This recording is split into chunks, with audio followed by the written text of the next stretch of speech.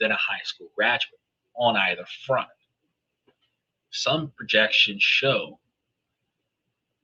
uh, even higher results, putting the total lifetime earnings of a bachelor's degree holder at over $2.8 million. Now, these are the numbers that guidance counselors love, and they paint a picture of a clear path because, people think you go to college, you get that paper, you'll be set.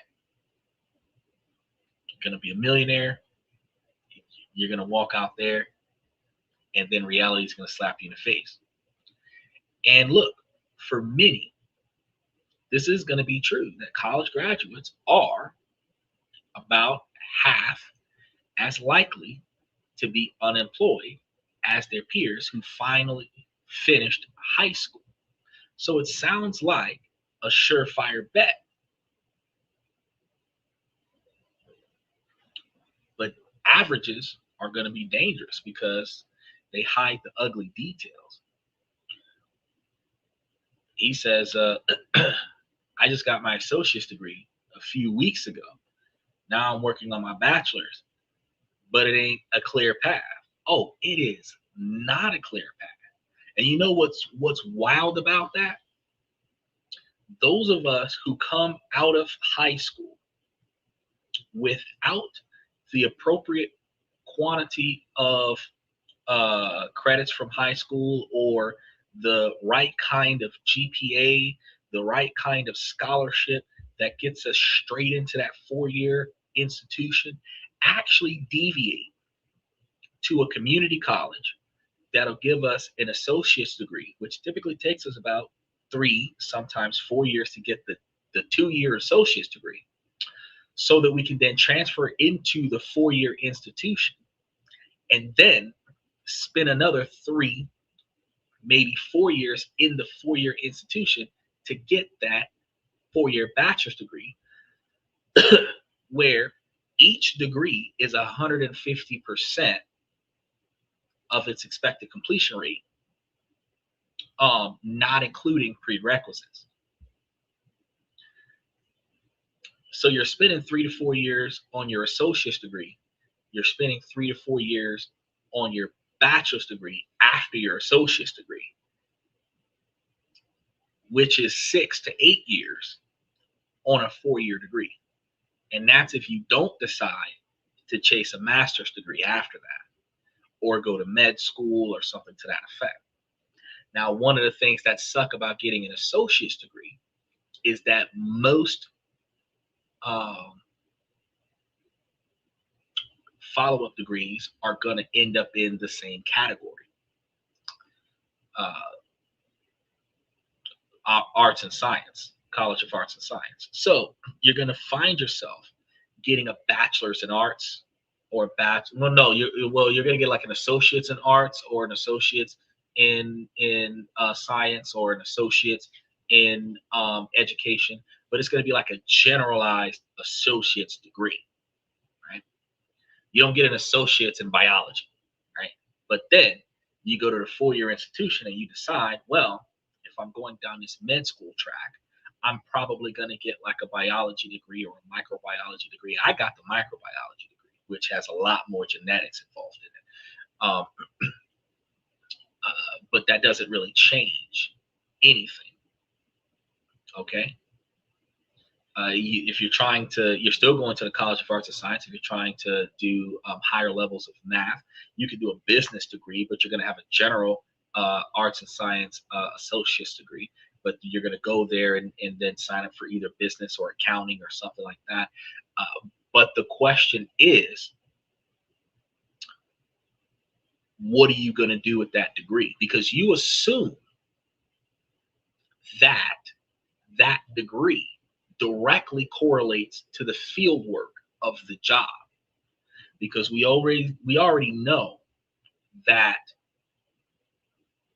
once we get that piece of paper, certain jobs still require us to have 5 years of experience on the job. We also find out after the fact, once we get out of high school, that in order to get into college, we're supposed to have years of community service under our belts. We're supposed to have certain extracurriculars under our belt that we didn't get because we spent all of our time doing homework so that we could keep up our GPA, so that we could get the scholarship to go to community college, so that we could come out of community college to go to the four-year institution, especially if we don't have big trust funds from our parents that's paying for our entire college education. Crazy. Now, once we get into college, all we're focusing on is completing our schoolwork. Today, we're going to be giving you more information about more ways to benefit from college besides just doing what's in the textbooks, turning in your homework and getting that A, so that when you walk out of college, you walked out with a piece of paper. I'm going to give you guys some information where you're going to be able to walk out with a lot more. But as you continue to go through your degree, Stephen, what you should be doing, not trying to decide, should I change majors or not? You should be trying to figure out, what did you go to college for? What kind of employment did you want to have? Then you need to be figuring out, where are your employers located at near your area, if that's where you're going to be living at when you get out of college. Then you want to go to those employers and find out, what is the criteria for employment. Mention that you're a college student. Like, hey, I want to do this when I get out of college, kind of thing. And whatever they expect you to do or already have accomplished by the time you get your degree, you're going to have to add that to the list of things that you're trying to do while you're in college. If they say, hey, you need 3 years of experience on the job, you need to find a place to do some internship. If they can let you shadow them, if they can let you show up there a couple times a week and watch them do what they do in an unofficial capacity and kind of get some visual observations on it, if they can turn that into allowing you to perform the tasks, at least stuff that doesn't require higher level security clearance, perform certain tasks so that you can use them as a reference down the line, that unpaid internships, get those years of experience. Because if you're going to be chasing your bachelor's degree, you just got your associates, you're going to be chasing your bachelor's degree for another 3 years, Stephen. You should spend the next 3 years with the type of employer that you normally would have been working for with the degree that you're trying to get. Because unless you flunk out of college in 3 years, you're going to want to walk off of your college graduate platform and walk straight into the job that you want. Which again, Stephen, this is going to be one of those situations where you told me a couple of weeks ago that you're working with a certain employer that you're working with, and you don't really want to put more effort into the job because you're not always going to be there. If you're not putting forth the effort to change your dynamic, that job is going to be the only job you're going to have, because you're going to have a bachelor's degree. And if what you're trying to do for a living after college is not what you're doing while you're in college, your resume of current years of experience does not transition directly into the new job that you want. And it is not a guarantee that the bachelor's degree is the only thing that the new employer is looking for. Then your years of experience on this job, you can't use that as a reference, because if you're doing the bare minimum on this job, that boss is not going to be able to give you high reviews for the new guy, right? For them to hire you. So you got to think about that, which means that you're either going to up your game to use this job as a reference, where they can at least say in recent times, as far back as they can remember, that you're an overachiever. You follow instructions, you show up on time, you're dependable. These are the things that you want them to say about you when you go and talk to your new employer. But if you're not going to use this job on your resume because you're bullshitting on this job, the new job that you want to get, you want to try to find a way to intern on that and then perform better for them than what you're performing for the guys that are actually paying your rent. That's a whole nother dynamic. But we're going to get to that. Because while the average results of outcomes when you get out of college is positive. The individual results can be a disaster. The promise of $1 million future is what sells college, because college is a business. Okay. Education is supposed to be free. Education is actually supposed to be passed down from generation to generation. It is called common knowledge because everybody knows it, not because you're born with that knowledge. Everybody knows that knowledge because everybody's talking about it, or at least we're supposed to, and everybody's supposed to be sharing this knowledge with everybody else.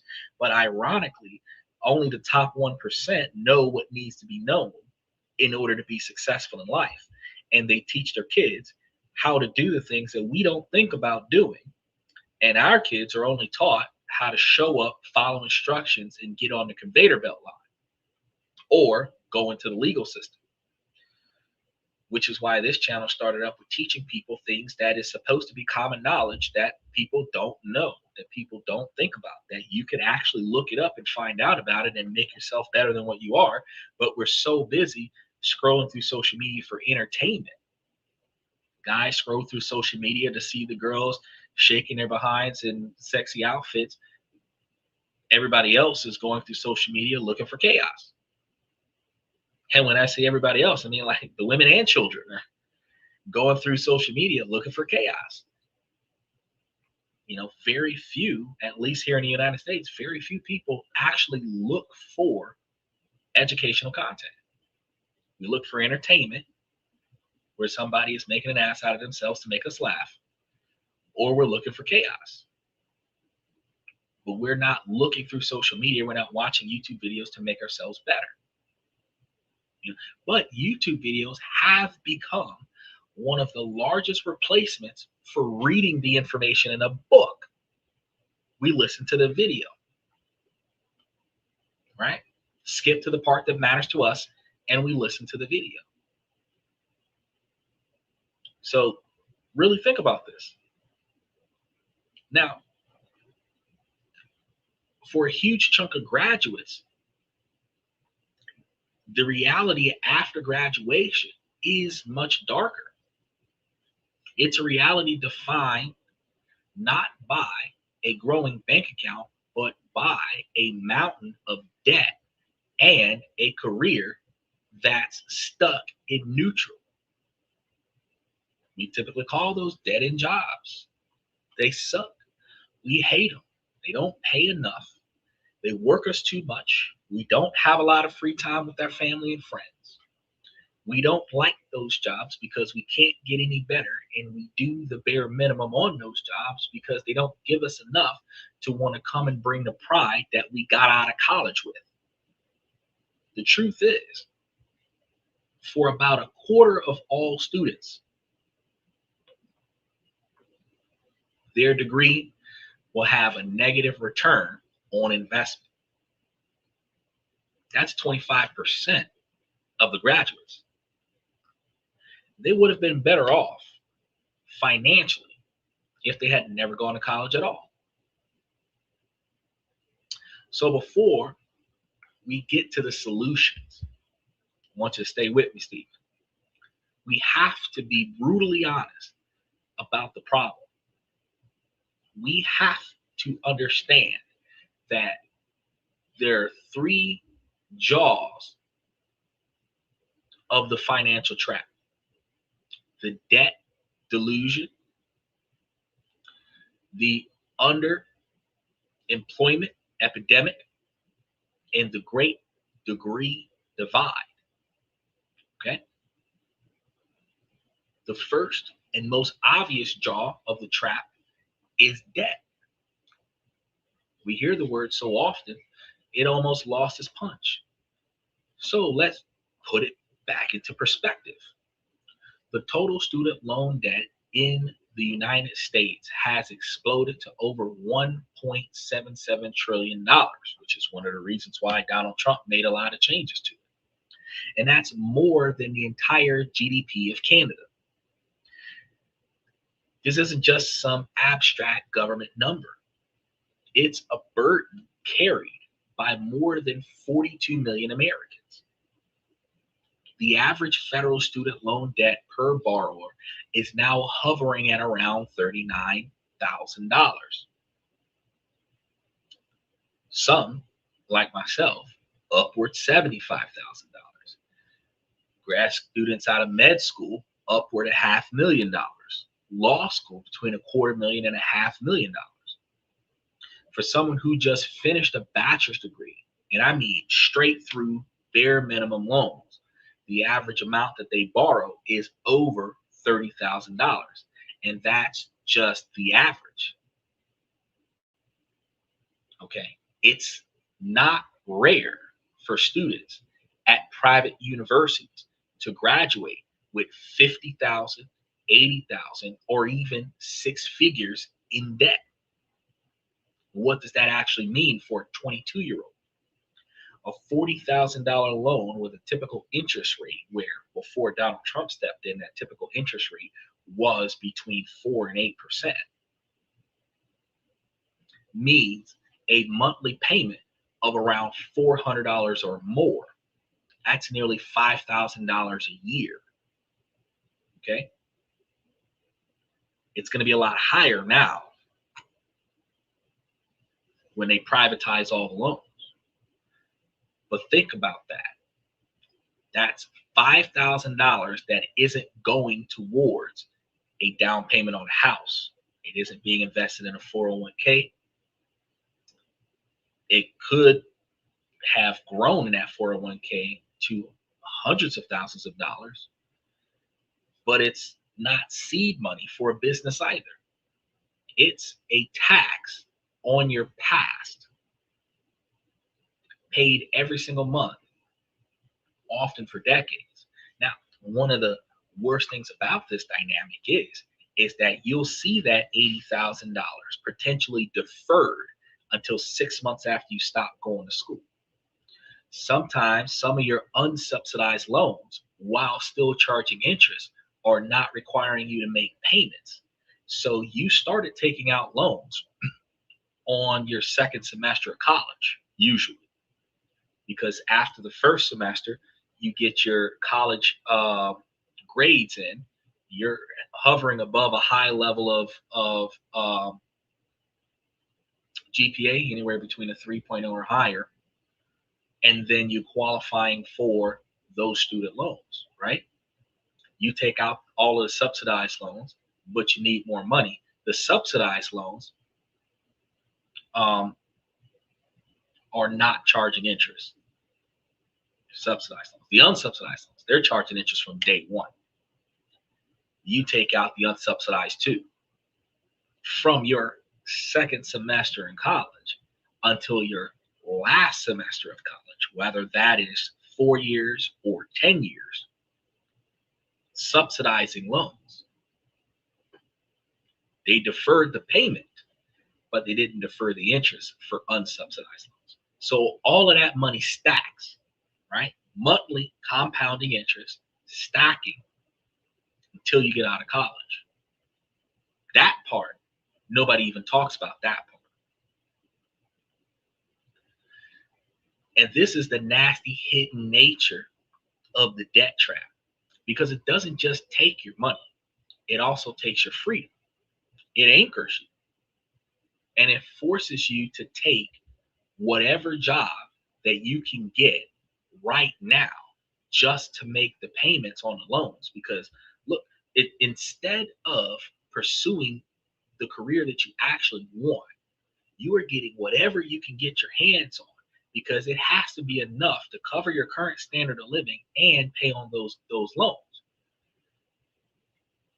Because the part that sucks is that since you owe these loans, they can garnish your wages to get this money.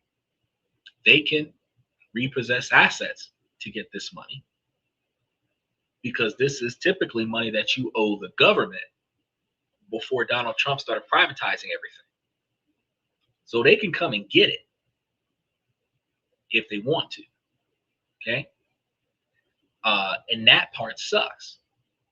Once you default on the loan, you start getting scared. And until you default on the loan, you're stressed. about not wanting to default on your loan. Now, the other problem that you have with this is that we're gonna go through this, is that um, while you're working on these loans, it is weighing heavily on your credit score. It is weighing heavily on your ability to improve your credit. So even when we give you guys all of the information that you need to make yourself successful with building credit and everything to that effect, your credit versus your debt, your credit versus your income, heavily impacting your ability to be financially successful, which also heavily impacts your ability to boost your credit score up. So if you're looking at an $80,000 balance on your credit report, right? And you've got like $10,000 worth of credit cards, your debt to credit is so much more different. Special shout out to Detroit, Michigan. How you doing, Nicole? And we're getting started here. I can tell you today, we're probably gonna be here for like 4 hours because I've got at least 97 more pages worth of stuff to go through. But this is some good stuff about college and how it ain't what we thought it was gonna be when we got out of there. So a lot of people don't realize that when you're walking out of college, you got that massive college debt. Guess what? That debt is weighing against your ability to, and I'm about to tell you about it because it's gonna push on that major life goal. Marriage, not gonna be the first thing you're trying to chase. Buying a house, something you're not capable of trying to get because you've got too much new debt. Having kids, you're not wanting to have kids because you have too many bills before the kids are even born. Further and further down the road is going, these dreams, these goals are going to be pushed because your financial life is already spoken for with all of the student debt. And the most brutal part about it is that you signed up for this debt at 18 with almost no understanding of finances, which is why we talk to you guys about finances on a weekly basis, all based on a dream of a future career. And odds are, coming out of high school, you didn't even know what the hell that career was. You just knew, I'm going to college. And then you just knew that after college, I was going to try to find this particular job, not correlating going to college with that job. Just a chain of events, right?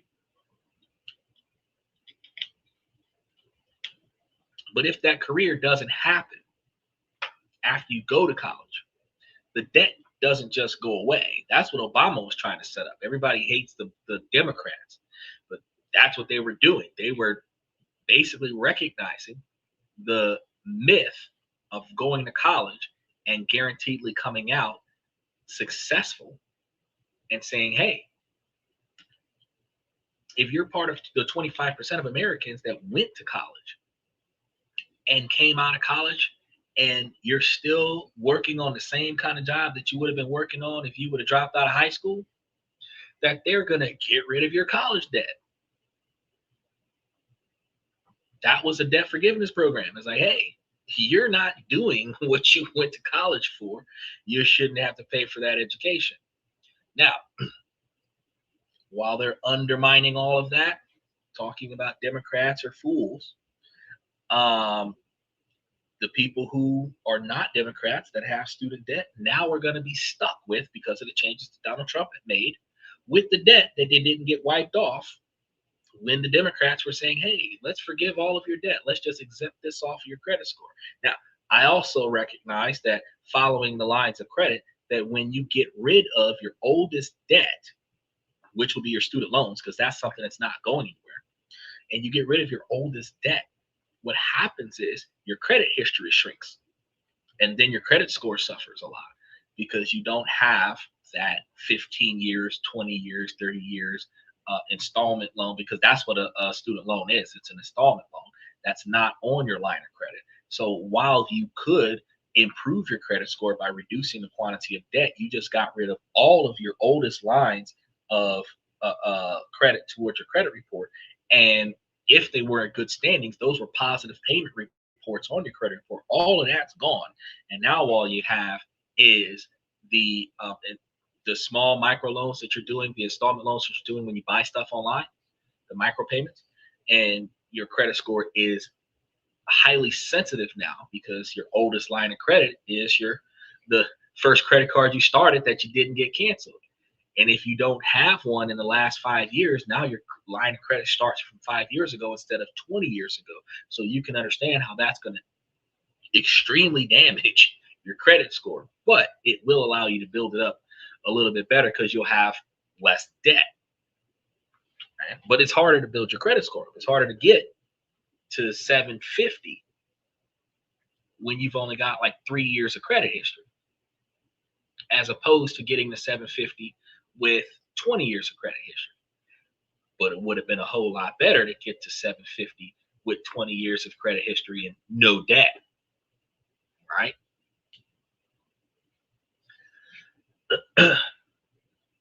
This is a bet that you're forced to make on your future self when you don't even know what you're doing at 16, 17 years old. And for millions, it's a bet that just doesn't pay off.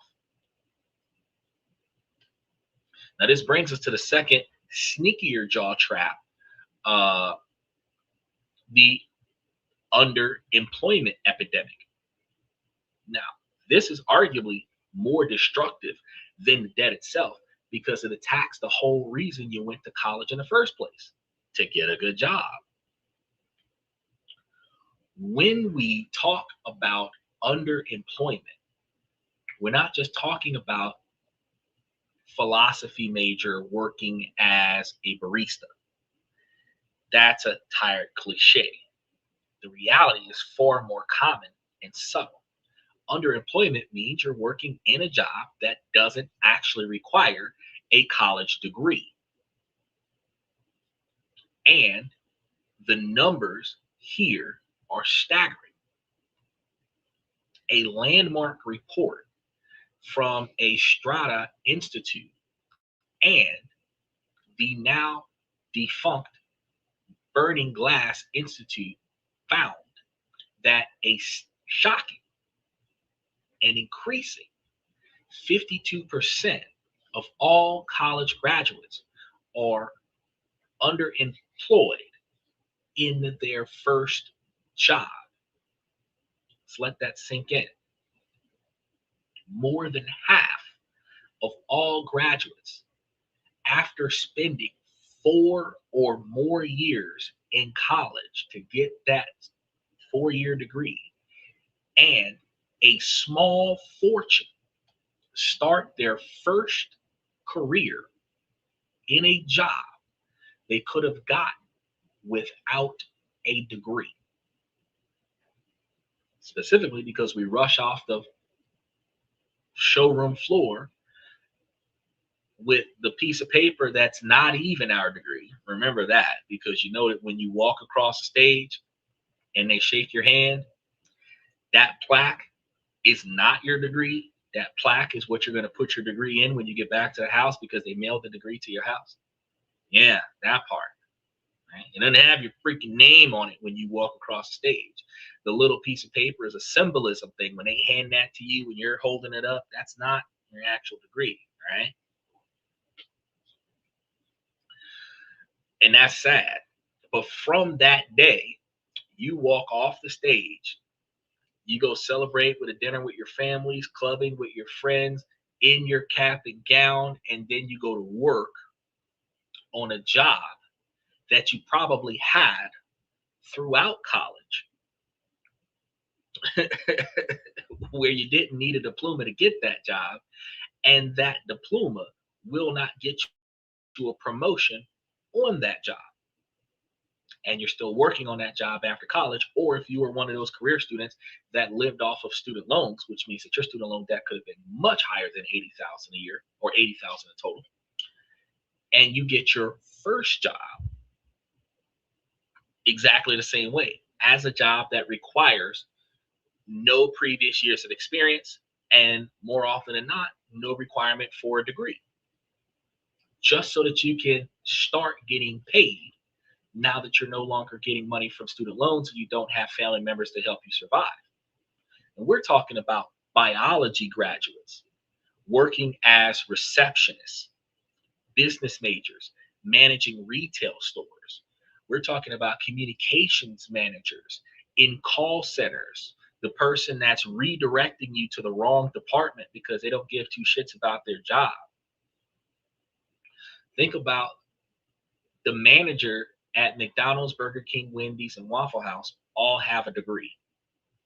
The person in the drive-through window, the manager in the drive-through window that is pissed off right now during rush hour while you're not satisfied with your order has at least one, if not 3 degrees to be in that drive-through window where the other people in the room that are not necessarily management or even management material are all high school students or dropouts.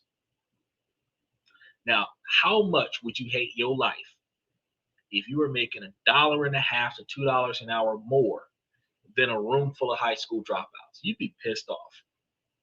So be nice to your fast food management when you're going to these different places, because this could actually be your life if you're not recognizing that, yeah, you're doing the same thing.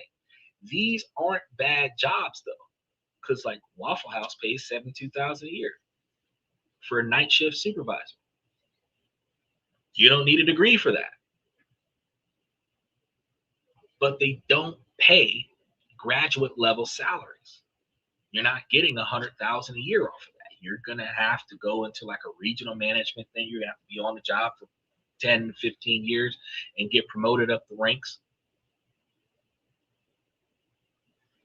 These jobs don't use the skills that you spent 4 years in college learning. Now, remember, especially with biology degrees and stuff to that effect, they don't show you anything out of textbook knowledge related to genetics or biology or chemistry or physics, and you're not using any of that knowledge when you're flipping burgers and unloading boxes on an Amazon truck.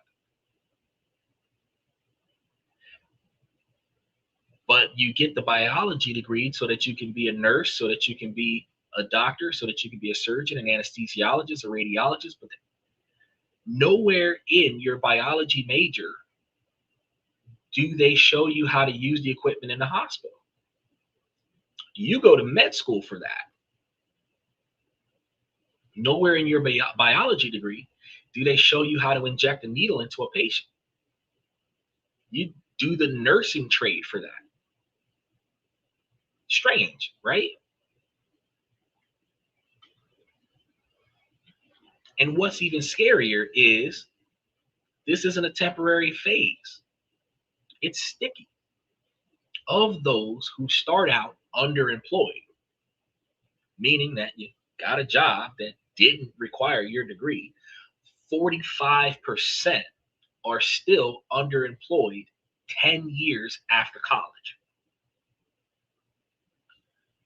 Starting your career on the wrong foot leaves a scar that traps you in a lower paying career track that's incredibly hard to escape, because you know that if you started at 20s, got out of college between 28 and 32,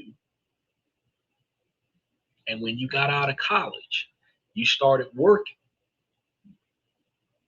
between 28 and 45, you've got the last 10 to 15 years worth of experience in a specific industry.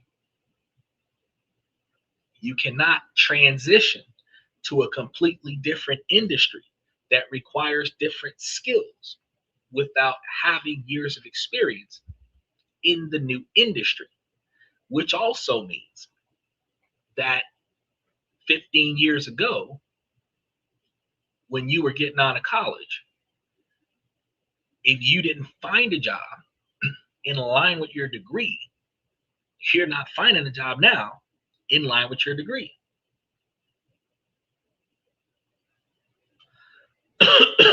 because you failed to build the right skills and network in your chosen field that's in line with your degree, making this harder for you. And it's going to keep getting harder for you to break in as time goes on. And then the older you get, the less desirable you are in the work field. You're going to have more competition because somebody else is going to be sitting next to you, half your age, trying to get the same job as you. They have less financial requirements, which means they're willing to accept a lower pay. They have just as much qualifications as you, but they're younger and eager to learn. You have more qualifications than them. You kind of know what to do, which means that you're seasoned and you're not really going to be willing to be told what to do. Ah, this is the part that people don't understand when it comes down to getting old. They're not just not hiring you because you're old. They're not hiring you because you believe that you've done this for so long that you're not willing to listen. Okay? Then there's the completion crisis. This is a whole nother issue. The stats always talk about the 4-year degree, but a huge number of students do not finish in the 4-year period of time, just like I explained to you guys earlier. The most recent national data shows the 6-year completion rate is only around 61 to 63%. That means nearly 40% of students who started a bachelor's degree program haven't finished 6 years later. These are people in the worst possible situation because they have debt from going to college for more than 6 years, but they don't have the degree that unlocks higher paying jobs. And they're still racking up debt for a number of years until they finish. They are caught in the trap with no way out.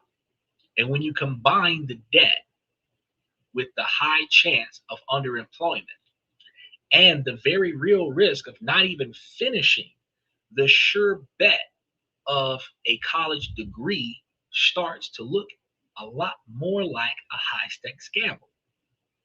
Now, this leads us to the final and most critical part of the problem, the financial trap. It's random. It disproportionately snags people who make a specific set of choices. And the single biggest factor in whether your degree becomes an asset or a liability is your field of study. The idea that all bachelor's degrees are created equal is a comforting lie. The economic reality is that they are not even close. There's a great divide in the value of degrees that is so huge, it's like they're from different planets. On the one side, you have majors like engineering, computer science, finance, and nursing. Graduates in these fields walk into a job market with high demand and not enough qualified people. Well, nursing, it depends on where you are because you might have too many people that qualify for nursing in your neighborhood. While there's a large quantity of nursing jobs across the country, if you're not willing or capable of relocating to get that job, you might be a nurse that can't find a job while there's thousands of jobs available in places that you can't get to. But outside of that, if you're willing to relocate in engineering and computer science and financing, in nursing, there are more jobs than there are people qualified to perform the task. And their skills are directly linked to clear, high paying jobs, which with these particular types of degrees, they actually are almost like trades where they teach you how to do the job to get the degree.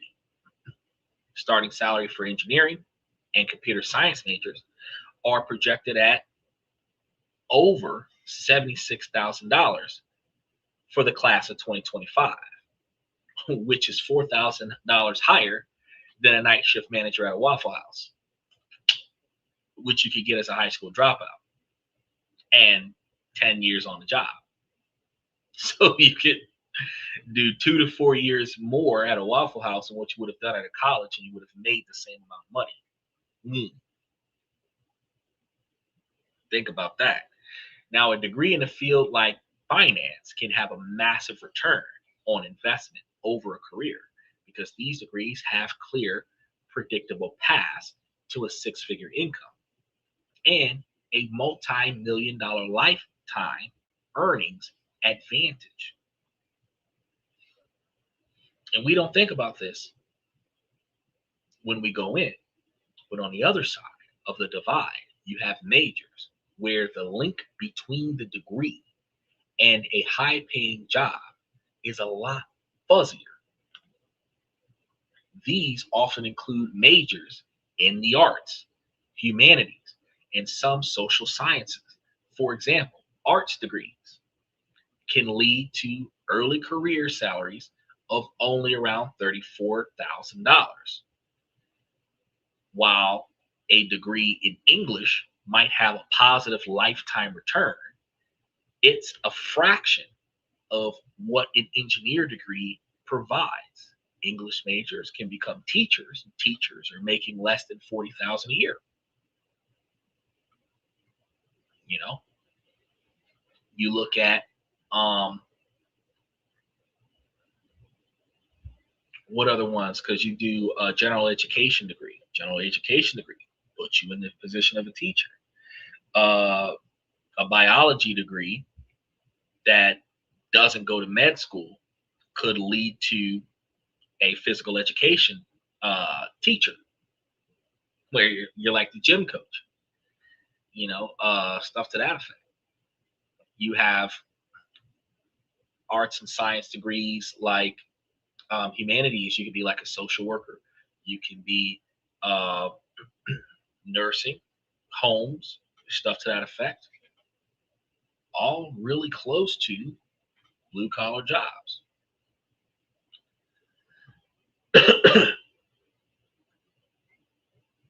And it comes with a much higher risk of that underemployment option. So this isn't a knock on the intellectual value of these subjects because I mean I've got a microbiology degree, communication and health, and computer technology degree. It's crazy, but it's a cold, hard economic fact. I managed to get 3 degrees in the time it took to get one. The market pays for skills that solve expensive problems and make money. It does not, on its own, pay for passions or personal growth degrees. Okay? We didn't think about that going to school. Now, this great divide is the heart of the financial trap. Students are encouraged to pursue their passion without being given a data set of any kind on the economic fallout of that choice. They take on the same amount of debt as an engineering student, but graduate into a world that values their skills at a fraction of the price. They're playing the game on hard mode without even knowing it. So, to recap the problem here, we have a system that makes $1 million promise but hides the risks in the fine print. It loads young people up with life-changing debt and pushes them into a job with where the market is half of what it will be from the other side, where underemployment is the expectation and isn't honest about the massive economic gap between the different majors. This is a huge financial trap. So how do you avoid it? Or if you're already in it, how do you get out of it? That's what the rest of the show is going to be about tonight. Because if you're finding this breakdown eye-opening and you want to get to the solution, do me a quick favor. Make sure that you guys take the opportunity to like and subscribe to the show.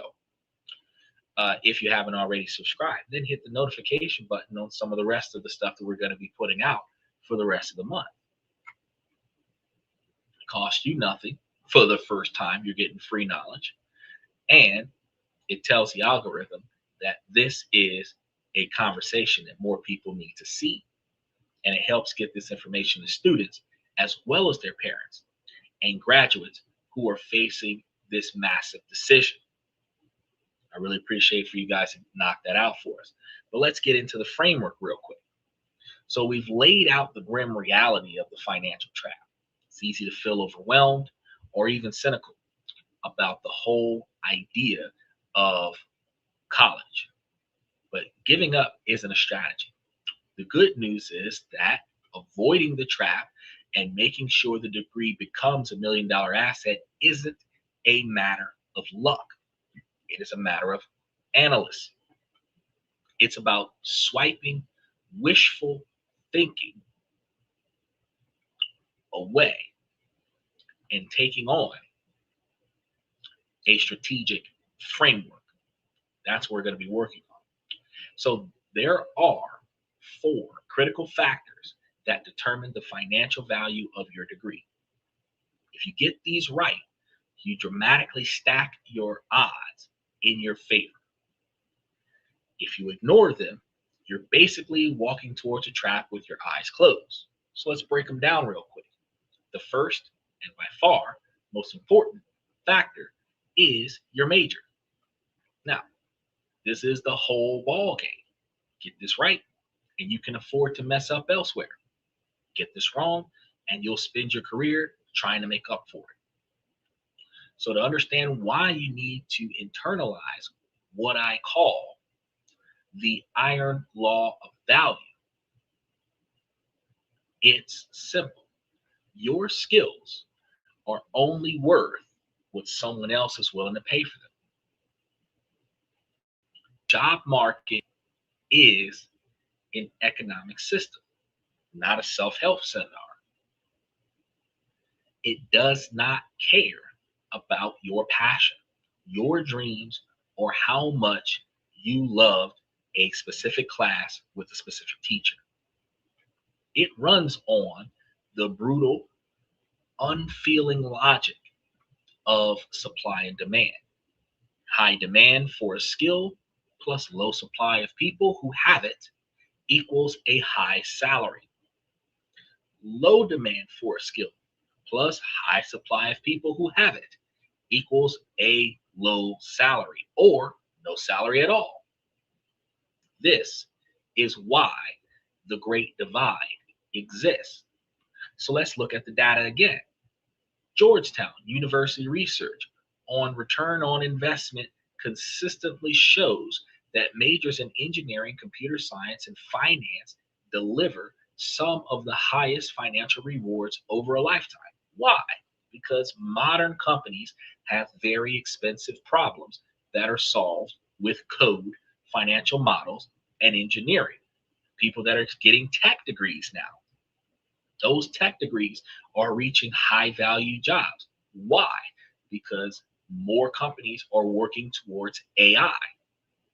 If you're a coder, if you're a software developer, if you're going to college and you're learning how to utilize these things, whether you're getting it from a trade or you're getting it from the degree itself, you're more likely to walk into a higher paying job. Now, remember, they're getting fired day by day because as they develop the software that replaces employees, they lose their jobs to the machine that they built. So it's not like you're going to get paid forever depending on what you're getting into. But they will pay a premium for people who can solve those problems because the solutions generate billions in revenue for the employer. So the supply of people with both willing and able to get through these tough math heavy programs is limited, which keeps salaries higher in this field. Now, contrast that with the other side. A degree in education generally has a much lower financial return. Why? It's not because teachers aren't vital, they are. It's the economics of it. It's a field funded mostly by taxpayers with salaries set by rigid pay scales, not market competition. And there's a very large supply of people who graduate with education degrees, not to mention the old mentality of those who can do and those who can't teach. So if you got a degree in a specific field and you end up not getting the job in that specific field, you can technically take your bachelor's degree and utilize that to get a teacher degree. A teacher position. You can become a biology teacher, you can become a physics teacher, you can become a psychology teacher. Even if you're not a psychiatrist, even if you're not a psychologist, you can teach the class. So the same logic applies to many arts and humanities degrees. The direct economic demand for a historian, a philosopher, or a literary critic in the corporate world is very low. At the same time, these programs are extremely popular, creating a massive oversupply of graduates. When you have thousands of people with similar skills fighting for a handful of directly related jobs, wages crater and underemployment skyrockets. Some arts or humanities programs at certain schools can even have a negative return on investment. Making the right choice here requires brutal honesty. Because think about the performing arts. Yeah. Out of everybody on Broadway, how many hundreds of thousands of people applied? And out of everybody on Broadway, how many of them actually got a movie deal? Right? Everybody who's ever played a musical instrument in their life, how many of them actually made it to be a famous musician? Out of everybody who's ever drawn something or painted something that actually looked like something, how many of them actually got paid for it? Then think about this. Secondhand sketch artists, I'm just going to give y'all a tip. If y'all can draw people and y'all can't get a job as a painter or an artist of some kind, y'all can go get y'all a job at a police station where your whole job is to draw the picture of the person based on a description from the other person that's sitting across from you. So, in case you didn't think about that, sketch artist is a job.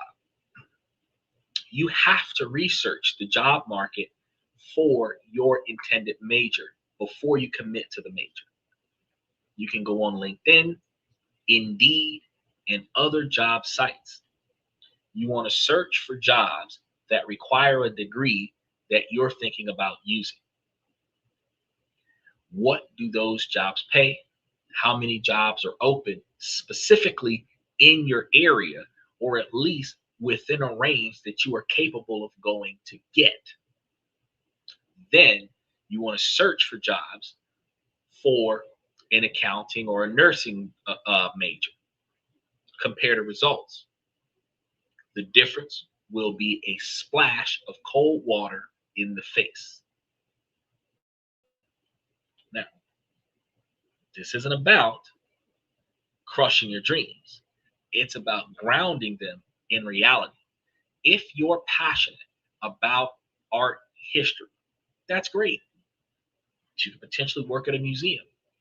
but you need to be clear-eyed, plan for how you'll turn that passion into an actual income, because the degree itself won't do it for you, which leads perfectly to the next factor. The second factor is the school you choose to attend. Parents always tell the kids to go get the Ivy League school, the major prestigious school, because it's not just what you study, but where you study it at. But the analyst here is more complex than just go to the best school that you can get into. You have to look at the school through the lens of return on investment, which means weighing its cost against its power. First, let's talk the cost. Tuition price isn't a sticker on a car. It's a number that will be magnified by interest for decades, and the variance is massive. An in-state public university might cost you about $15,000 a year. A private elite university could be over $70,000 a year. If you're one of those individuals that's riding a wave of grants, a little bit of scholarships, and then $4,000 to $8,000 per semester, you could see yourself anywhere between 15 and 24,000 a year, right? That's a $250,000 difference before you even add the interest. Because you think about, you're going to be there for almost a decade. Now, a simple but powerful rule of thumb is to never borrow more for your entire degree than your expected first year starting salary. So if you're going to be a teacher starting at 48,000, taking on $120,000 in debt is financial suicide. If you're going to be a computer science grad starting at an $80,000 a year salary, taking on a $75,000 in debt might be a calculated manageable risk. This is one rule that forces you to connect the cost of your education to its likely outcome. Logic says the gold right now is about $4,562. Special shout out to Logic. So, why would anyone pay the premium for an expensive school? The answer is the other side of the equation: power. The power of a school comes from two places: its brand and its network. The brand is the school's reputation. A degree from a highly selective elite university is a powerful signal to employers. It works as a pre-screen, telling them that you're smart, hardworking, and ambitious. For certain hyper-competitive fields like investment banks, management consulting, or big law, your school brand isn't just a factor, it's a password. Your vest is nice. Thank you very much. Appreciate that. Now, these firms often recruit almost exclusively from a handful of target schools. If you're not at one of those schools, your resume is practically invisible. You could potentially get selected, but you're going to have to show them a hell of a lot more than someone coming from one of those exclusive schools. So, like, for example, the employer is a former Yale student. They're looking for Yale on the application. You know, the difference between Harvard and Yale is not much, but it's enough where if a Harvard student is looking for a Harvard grad and you're a Yale grad, they might not take you.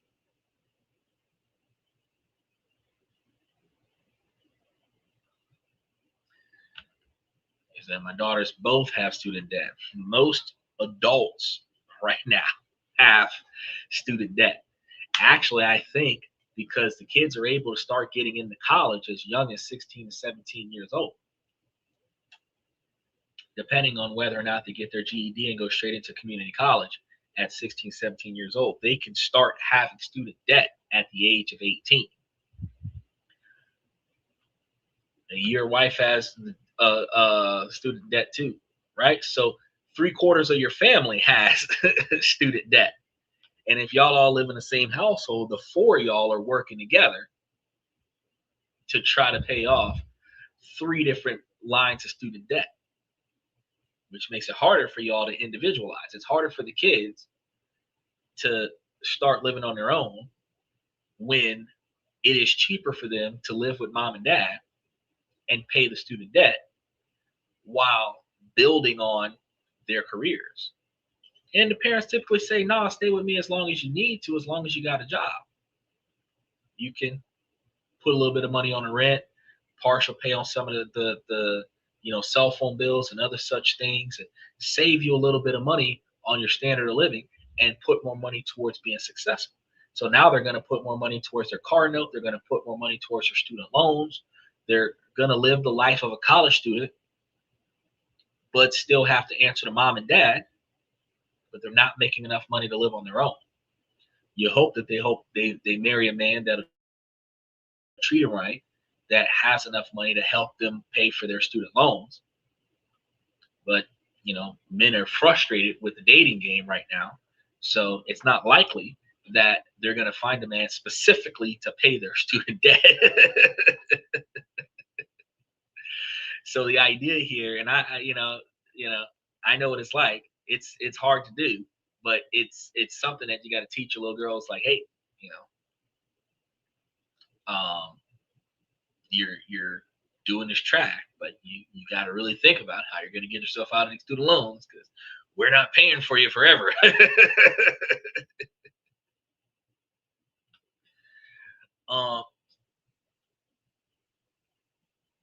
One of the networks of a prestigious college is the alumni base and the career service office.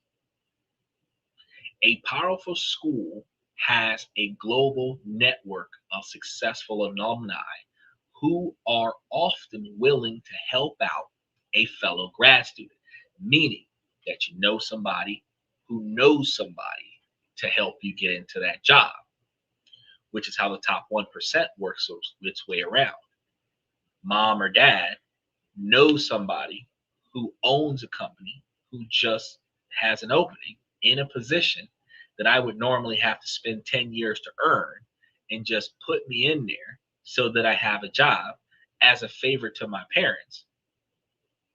See what I'm saying? That's how people get into the job. And all of us have worked on a job at least once in our life, where middle management does not know how to do the job, but they were put in that leadership position because they knew somebody in upper management. And we feel passed over because we're more than qualified for the job. We're teaching our boss how to be our boss so that our boss can then devalue us as if they have been doing this job for decades. But it's like, technically, seniority, I raised you in this company. You're supposed to show me more respect regardless of what your title is. That's not how it works. Once they get their feet up under them, they talk down to you because you're lower than them on the work pole.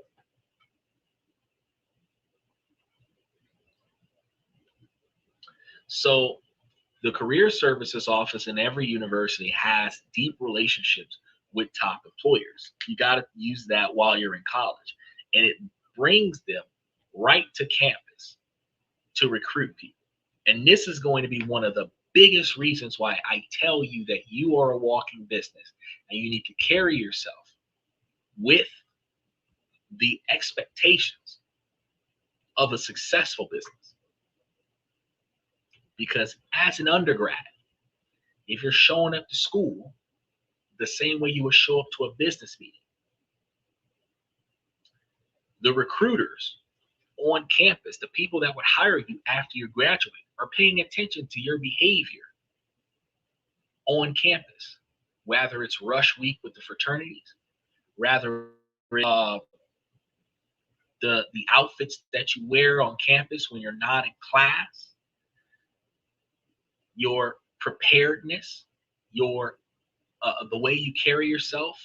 Like some people go to school with their hair all over their head and a bonnet with sweats on and flip flops, and I don't care, it's just class. I'm tired. I got to go to work, or I just got off from work. But you walk right past the guy in the suit, not even a full on suit. He probably has like a button down shirt and some slacks with some dress shoes on. But that's a recruiter. Looks like a college student. A lot of times you can't tell the return college students, people who are in their 30s that went back to college, versus recruiters who graduated 20 years ago and are coming back and looking for the next generation.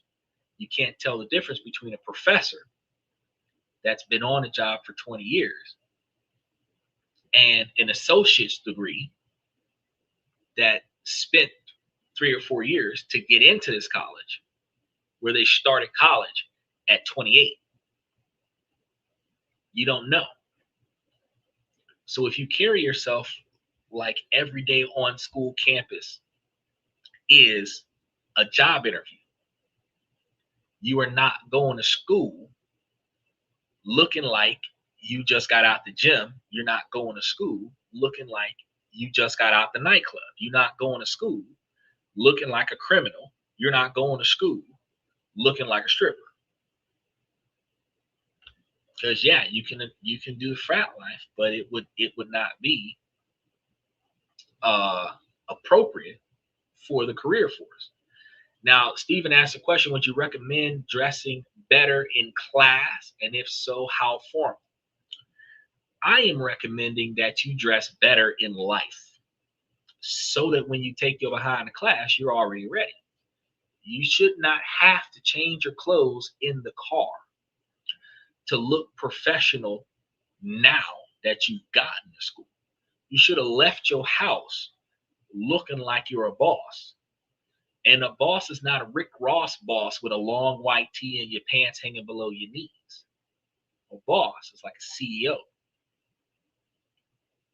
So when you ask me how formal should you look, how formal are you capable of carrying yourself? You might not feel comfortable with a tie, but you should probably, as a man, have at least a button-down shirt on with an appropriate undershirt on. Okay? You might not have 5 pairs of slacks, but you should be able to do some slacks 3 days out the week and some reasonably appropriately colored blue jeans or black jeans that can blend in for the casual Thursday, Friday, or Friday, Saturday, where you have the button-down shirts to match. Instead of walking around with brand new Jordans and Reebok and all this other stuff, you can get you some regular penny loafers or some dress shoes. The same clothes that you would have wore to church on Sunday should be the same clothes that you're wearing to school Monday through Thursday. The same clothes you would wear to court after you catch that DUI is the same clothes that you should be wearing to school.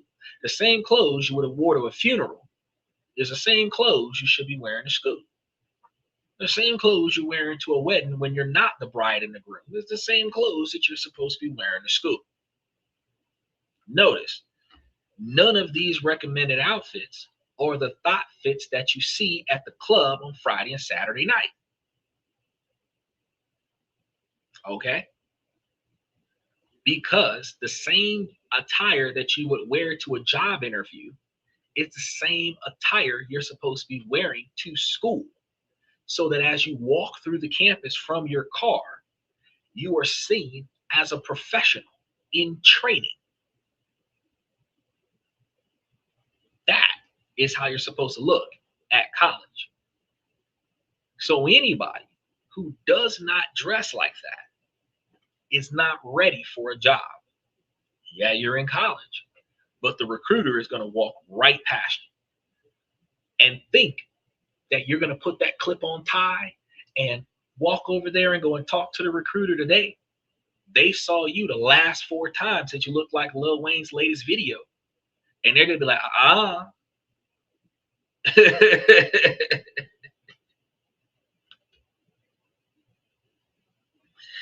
Dickies, Nikes, and a button down is not formal enough. Well, you're not supposed to have sneakers on professional. But if you're working in a warehouse, sneakers are fine. But if you're working in an office, Nikes is not where it's at.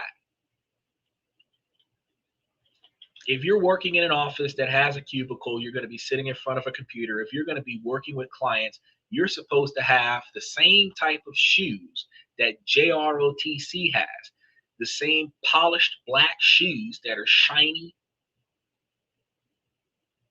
Yeah, those shoes, not Nikes. But yes, you can wear a pair of Dickies. You can wear a pair of khaki pants and button-down shirt. You can wear a polo shirt. You don't have to have a button-down shirt. But for the sake of, if you wanted to go out there and do rush week and go do with the fraternities, button-down shirt would have been better for you because you can wear that button-down shirt from 8 a.m. to like 7 or 8 o'clock p.m. and then come out the button shirt and go rush with your frat bros, which is why I tell you about the button-down shirt. But you can polo. You can do a polo. That's fine. But Nikes, while Nikes are like fashionable for the young kids, you got to understand that depending on what state you're in, the same boys selling drugs on the corner got Dickies with deep pockets and drugs in them wearing white Nikes with a white Nike check on it. So, I mean, do you really want to fit the status quo while you're on the college campus? Or do you want to stand out and break the stereotype? And say, I don't even own dress shoes. I think I will buy a pair. No, most people don't own dress clothes at all. Most people don't. The only people who have dress shoes got dress shoes because their mama bought it for them and took them to church. The adults that have dress shoes because they bought dress shoes to go to court. The people who don't get in trouble, that don't go to court, don't have dress shoes because you only get dress shoes after that to go to a funeral or go to a wedding. And if you don't go to funerals and weddings, you don't have dress shoes. The closest thing to dress clothes are Dickies, but Dickies are actually not business clothes. They'll fly for you to go to college. Dickies is what you wear to work at Busch Gardens at the amusement park. Dickies are not the Dickies are what you wear at the warehouse at Amazon to unload the truck. But if you think about it, what attorney has ever represented you wearing Dickies? What teacher besides your gym coach has ever taught the class wearing Dickies?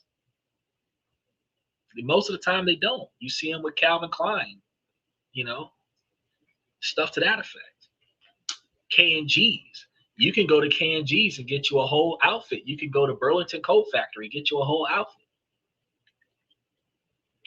The $300 pair of Jordans, you could have bought you 5 or 10 pairs of pants and 5 or 10 shirts.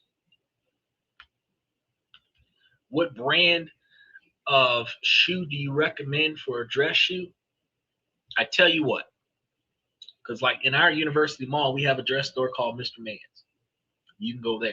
But outside of that, if you go anywhere that sells suits, any pair of shoes that they're offering, you can get them $45, $65 for a pair of shoes. It technically doesn't matter. You're in college right now. You can get Doc Martens. That's like top of the line for most people. And Doc Martens can be anywhere between $100 to a few $100. But why are you buying Doc Martens when you can get some Liberties? You can get any pair of shoes that is dress shoes. And you know that they're dress shoes because they're located in a store next to suits. You're not going to find these shoes in Reebok. You're not going to find these shoes in Foot Locker. You're going to find these shoes in a men's suit store. of some kind.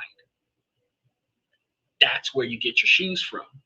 And you'll find that 3 pairs of those shoes is cheaper than a pair of Nikes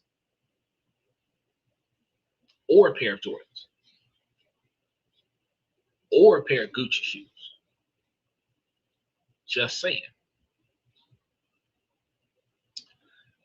Socks, you can wear cotton socks, or you can get you some silk and satin socks, some lace socks, dress socks, which are thinner than cotton socks.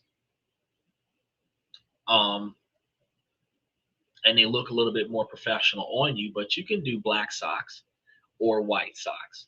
They're not going to look down on you because they very rarely look at your ankles when you're in a business meeting because you're sitting down in front of them at a desk or table. But they're definitely looking at your feet when you're walking into the room. So sneakers are not where it's at. Now, for the ladies, y'all can wear the same stuff that the men wear. So before I start talking about this and then sexism, I just want to let you know, if you want to get your pantsuit, go get that. Y'all do not need to wear heels because in the office space, typically 2 to 3 inch heels is really all you need in the workforce. You start doing 4, 6, 8 inch heels, your HR might complain about that. You're also going to deal with discomfort because you're going to be walking on your toes for 8 hours a day. This ain't the hoe stroll, sweetheart. You can use platform shoes. You want to feel taller, don't get heels, get platform shoes. But if you're not trying to feel taller, ladies, don't get heels or platform shoes. Get you some flats or get you some basic work shoes, because I know that it sucks the way they design women's shoes. It's either like a plain slipper that looks like a ballerina slipper, or it's a hooker heel. That's like the only 2 choices y'all got a lot of the times. But y'all can try to find something closer than that, because they make dress shoes for women, or you could just bro up in the same way that the female police officers wear the same kind of shoe that the guys do, just different size. You can just go get you some shoes, some black shoes, polish them up, and wear those. Now, ladies, y'all should be wearing skirts to the knees. It does not have to cling to your figure. We're not trying to overly sexualize yourself. But y'all can wear skirts or pantsuits, but to the knees, that's appropriate. If you get it down to the ankles, that's fine. Flower dress, that's fine. Uh, but you don't want to have like midsection exposed, no belly button exposed, no back exposed. So if you've got a 2-piece scenario going on, you're going to have some kind of slip or something like that that goes from top to bottom, so that if your arms go up, that your belly button is not exposed. Y'all got to fix that kind of scenario there. I know they got a lot of women that are now trying to be sassy and like emphasizing their top, but that's not necessary. Y'all can have up to the collar. Y'all don't have to show no cleavage. I know y'all be wanting to, but that is not what y'all doing in the professional world, because you're not trying to get this guy to drool over you, because he's going to be working next to you in a cubicle all day. So you don't need to attract thirst on the job. That's going to make you uncomfortable. You're going to end up having problems on the job because guys are going to be attracted to you instead of asking you for the damn invoices from the client. So dress the part. Then I just seen this TikTok video about this girl that got pissed off because the boss didn't want to hire her because of her hair. Y'all's hair, I don't give a damn if it's glued to your scalp. I don't care if it's sewed into your scalp. I don't care if you just safety pinned it to your scalp. I don't care. It is supposed to look natural, even if you bought it at Sally's before you put it on your head. Even if you borrowed it from your auntie and them because you couldn't afford to go to Sally's. It is supposed to look natural. So if you would normally have natural dark hair, whether it's black, brown, dark brown, whatever, dirty blonde, whatever, and you go to a job interview with white highlights, with pink, blue, extremely, extremely red hair, It is unnatural colors, and the employer will not hire you for that. You're trying to express yourself, not on the job. You can't go to a job interview looking like a fucking smurf with blue hair, green hair, talking about I want to be different. You better get you some spray on stuff that you can operate over the weekend and wash that bad boy out before Monday morning. Okay?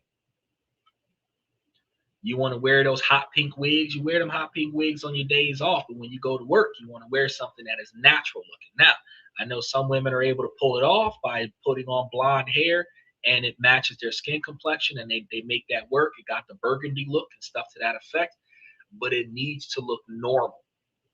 Okay? Because if it does not look normal, if your hair stands out too much, you're not going to hire you. Now, another thing, all of these fancy designs on your fingernails are supposed to be normal. You can have polish on them, but they're supposed to be normal. So an 1.5 inch lift on your fingernail that was glued to your nail, not normal. Some of these jobs are not going to hire you because how can you type on the computer when you can't even touch your screen with your fingernail in the way? They're not going to hire you. You also represent a different type of class of person, and they're not going to hire you based on your image. While we're on this scenario, facial tattoos, not good for big jobs, expensive paying jobs. If you're going to be in front of the customer, they're less likely. Tattoos on the face and neck, they're not going to want to see that. Tattoos on the arms and the hands, they're not going to want to see that. Tattoos on the knuckles, they're not going to want to see that. If you're going to have tattoos, you got to be able to cover it with the clothes that you're going to be wearing for the job. I'm not saying don't get them, you shouldn't get them, but if you get them, you want to make sure that you get them in places where your professional attire, even if you're doing short sleeve shirts, are going to cover that tattoo. Otherwise, go long sleeve shirt. Same thing, ladies, with your legs. If you're going to be exposing your legs, no tattoos on your legs. If you're going to tattoo your legs, you might as well wear some work pants. Because they got female pantsuits. That stuff works for you. You basically, the ideology, so going back to the question that you put up there a moment ago about what do I recommend as the type of clothes you should wear to college before we get back on the main topic. If you don't know what you're supposed to look like, everybody in the White House is dressed for college. Everybody in the press conferences for the Republican side and the Democratic side are dressed for college. If you don't know what a college student should look like, go look at CNN. Everybody on CNN is dressed for college. Everybody in the presidential debates, everybody is, go look at what Donald Trump is wearing right now. You don't have to get his exact brand, but you notice what he's wearing, right? A regular, probably navy blue or blue suit of some kind, white button-down shirt, red tie, black shoes. Black dress shoes. Not Jordans, not Nikes, not his gold Converse-looking Confederate flag shoes that he was campaigning during his election campaign. Regular business pants. Look at what Elon Musk had. He had on a black shirt with no print on it, a blazer on top of it, black jeans, black belt, black shoes. And Elon Musk is a billionaire. You could pass that with what do you call that? Shaft. Remember the turtleneck?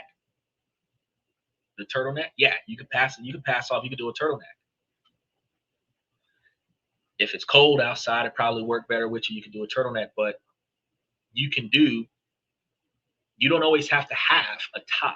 You can wear other shirts, but you want to look like you mean business.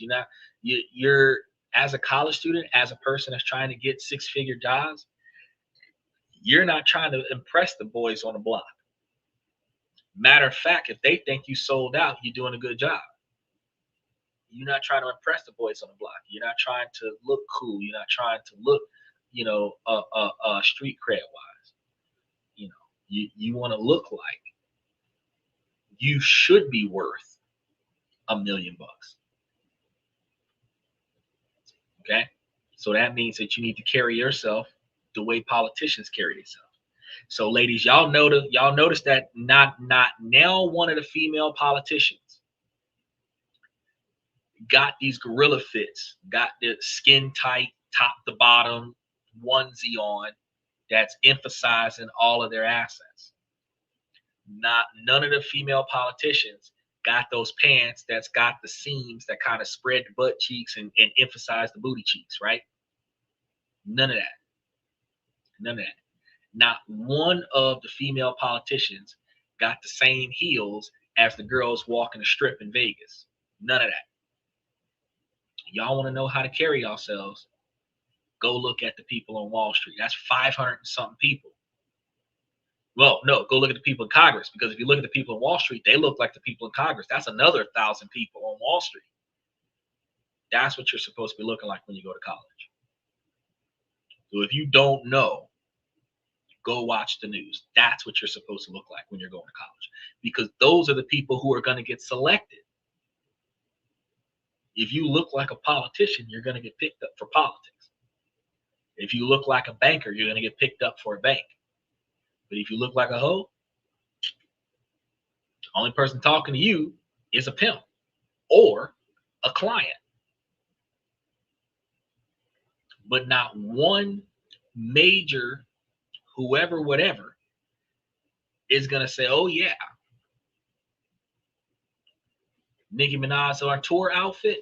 Oh, yeah, we're going to bring her in. No, that's an HR problem waiting to happen. Whether some overly sensitive man is complaining about her attire or she's complaining about too many men flirting with her on the job, it's an HR problem waiting to happen. They're not going to hire you. So, doubling back to the main topic, because we're halfway through it. We're halfway through it. I told y'all this was going to be like a 3 or 4 hour scenario. Utilizing your network in your university to get into the job. This is going to be a fast track to opportunities that students at less powerful schools will never even hear about. And this is one of the reasons why you have to do the best you can in the university that you are in to stand out. And you are standing out in a professional world by looking professional, not by looking to. So you're not supposed to dress from the hood that you came out of. You're supposed to dress for the company you want to work for. So, here's another tip. If you want to know what you should look like at school, go find the kind of job that you want. Look at the photos of the employees that work there and dress like that.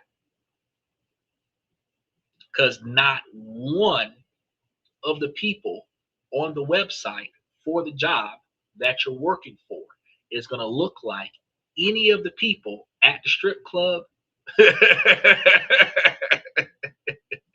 or any of the people out on Latin night.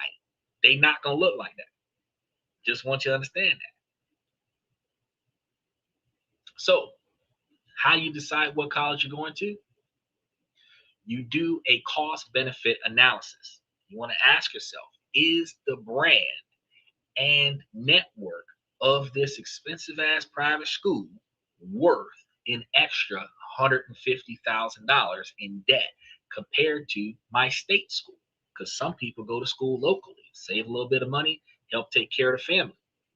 If you want to work on Wall Street, the answer might honestly be yes. The doors a Harvard or Wharton degree opens in finance could genuinely lead to millions more in life earnings. So Wharton University or Harvard University would be worth that upfront cost. But if you wanted to be a nurse or an accountant, professions with clear licensing paths and strong standard demands, the brand of your school matters way less. Because if you got to pass the bar to get this job, doesn't really matter if you went to Harvard if you can't pass the bar. But if you pass the bar, it doesn't really matter if you went to Harvard if Harvard didn't pass the bar. So the extra debt in those scenarios is almost certainly not worth it, because your salary will be about the same no matter where you went, because you have a standard for people who haven't passed the bar, and then you have a standard for people who have. And then firm by firm, you have a standard of pay for people who have passed the bar and have practiced in the field for a certain number of years. Then you have a tier up where you get promoted over the individuals who passed the bar. See that? So don't let ego drive this decision. Look at the data. Use online tools like the Georgetown CEW ROI rankings to calculate the return for specific programs at specific schools. Be a cold, rational investor, not an emotional 18-year-old wowed by a fancy campus. Because they take you on those schools and they give you a tour, and they get you all excited because they're going to take your money. They're going to get you all excited about this university. And look, your first day on campus, you are going to be so impressed at every school that you go to because that shit looks way better than your house. But let's be honest, when you go into that motherfucker 5 days a week, it is not going to wow you no more. And you go into the same place for 8 years, you are going to be disgusted by this place. You will be able to find fault in every crack in the building when you've been going there for 8 years. But your first day on campus, oh yeah, you don't see none of that. You don't see none of the financial aid problems. You don't see bad teachers. You don't see the lack of parking. You don't see the difficulty with finding housing. You don't see the unavailability for the course curriculum books. You don't see none of that stuff on the first tour of the school. The extra money you have to pay for the lab equipment that you have to bring to class, you don't see none of that stuff. So don't let the on-campus tour get your nose wide open. Now, the third factor moves from outside choices to inside choices. It's recognizing that your degree is not the sum of your qualifications. Your degree is just the base layer of your skill stack. What you build on top of that base is what will actually set you apart and determine your value in the market. Now, this concept is the most powerful tool for anyone who feels they might have picked a low ROI major. It's how you can take a degree in psychology or English and build it into a high income career. So think of it this way. An English degree by itself prepares you for a very small number of direct careers. The base layer is about critical thinking and communication. That's valuable, but it's not specific.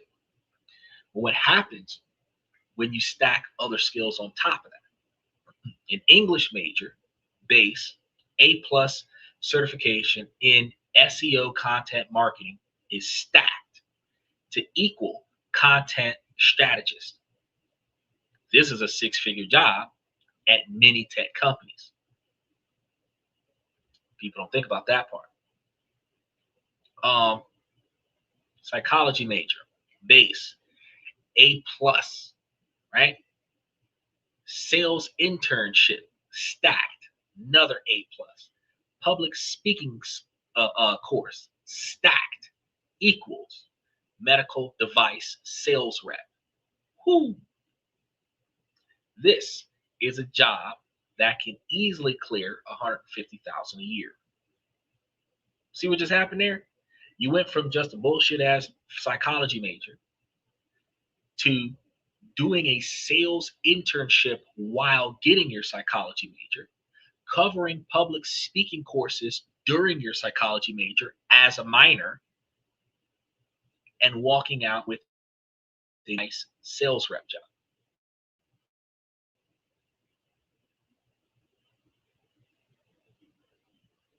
Not too many people hear about this. Your guidance counselor at your university ain't telling you about shit like this.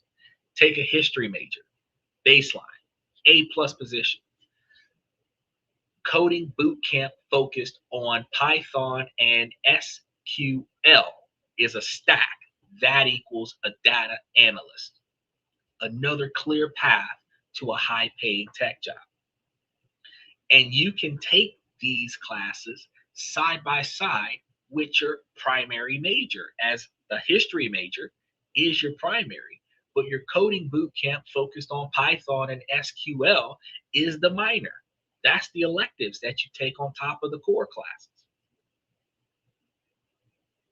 And while doing this, you can add another layer to that by interning with coding companies, whether it is an unpaid intern or a subsidized internship where they pay you a close to or a little under minimum wage to do the job where you're making 50% of income in comparison to the people who've been doing it with a degree, just to get the experience, the on the job experience.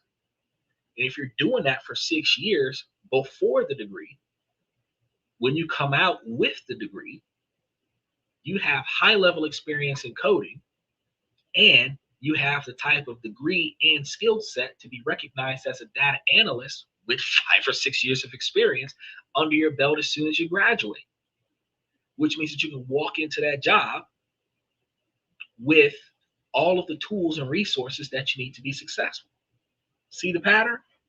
The degree is the foundation, but the stack is what builds the skyscraper. The people who fall into the underemployment trap are the ones who graduate with only the base layer and nothing else. They have the English degree, but nothing else. They show up to the job market saying, I can think critically. And employers say, great, so can 1,000 other applicants.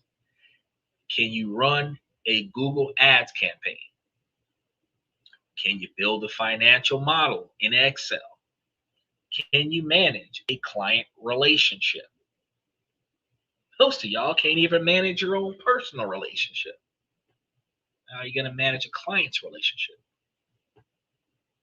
The client is paying you. You're paying your partner. Your partner don't want to stay with you and you're paying her to be there. How the hell are you going to get somebody who's paying you to stay? Look, it gets deeper than you think. Your job in college isn't just to get good grades or rush and be part of a fraternity to be somebody. It's to strategically build your skills, stacking it, and then taking the business analytic class. Even if your sociology major has nothing in your mind to do with that, then you want to join the public speaking club because presentations are in most businesses. So you might as well improve your public speaking skills. Then get a part-time job or an internship that teaches you sales, marketing, analytics, so that you can use that stuff. Then you want to learn a marketable software skill, whether it's Photoshop for design, Salesforce for business, or JavaScript for web development. Because you're going to be in college for 6 to 9 years. And that's what you need to pay attention to. not just stacking all of this stuff onto your curriculum so that you can walk away with 12 credit hours or more every semester. You want to make sure that you're grabbing things that will meaningfully be usable after you get out of college. Guy says, happy third day of Kwanzaa. Well, happy 28th of December for those of you who, because wasn't the 12 days to be leading up to Christmas Day, or was it supposed to be New Year's? Because I could have sworn that it was supposed to be like the 12 days before Christmas. I don't know. Now, following this information that I've been giving you for the last couple of hours transforms you from a generic liberal arts degree or liberal arts grad student into a specific and valuable candidate. So you can now walk into an interview and say, my history degree taught me how to research and synthesize complex information. And I've applied that by learning SQL to analyze large data sets. I can not only find the story in the data, but also communicate it effectively. That is an incredible, powerful pitch. And it's a pitch that you built, not one that was handed to you.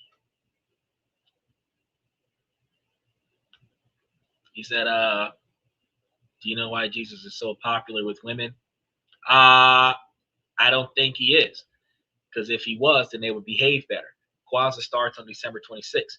But if it starts on December 26th and today is the 28th, how is it the third day? You said happy third day of Kwanzaa. If the 26th is the first day and today's the 28th, today's the second day of Kwanzaa. Or 26, 27, 28. Something to that effect. So we're going into the third day of Kwanzaa. Again, I'm completely lost. But happy holidays to you too. Are y'all still getting presents for Kwanzaa? Because I mean, I need to start practicing more religion so that I can start getting more gifts.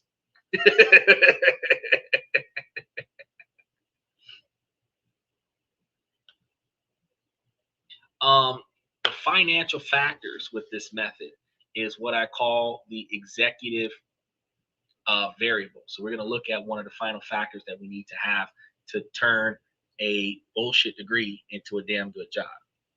Now, two people can go to the same school, have the same major, end up in wildly different places. And the difference is how they spend their 4 years.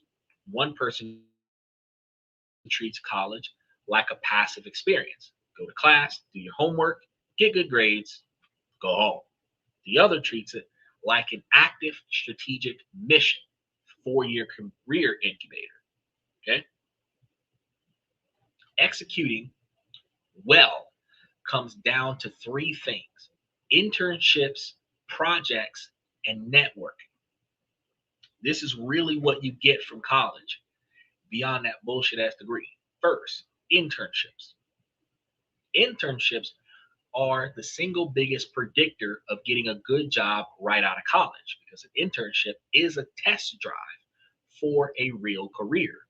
It gives you experience, it builds your skill stack, and most importantly, it gets your foot in the door to some of the biggest companies in the industry that you're going for. So many companies use their internship programs, because they get tax deductions on it, as their pipeline for full-time hires, which means if you start working for a specific company, you're likely to keep that company once you graduate.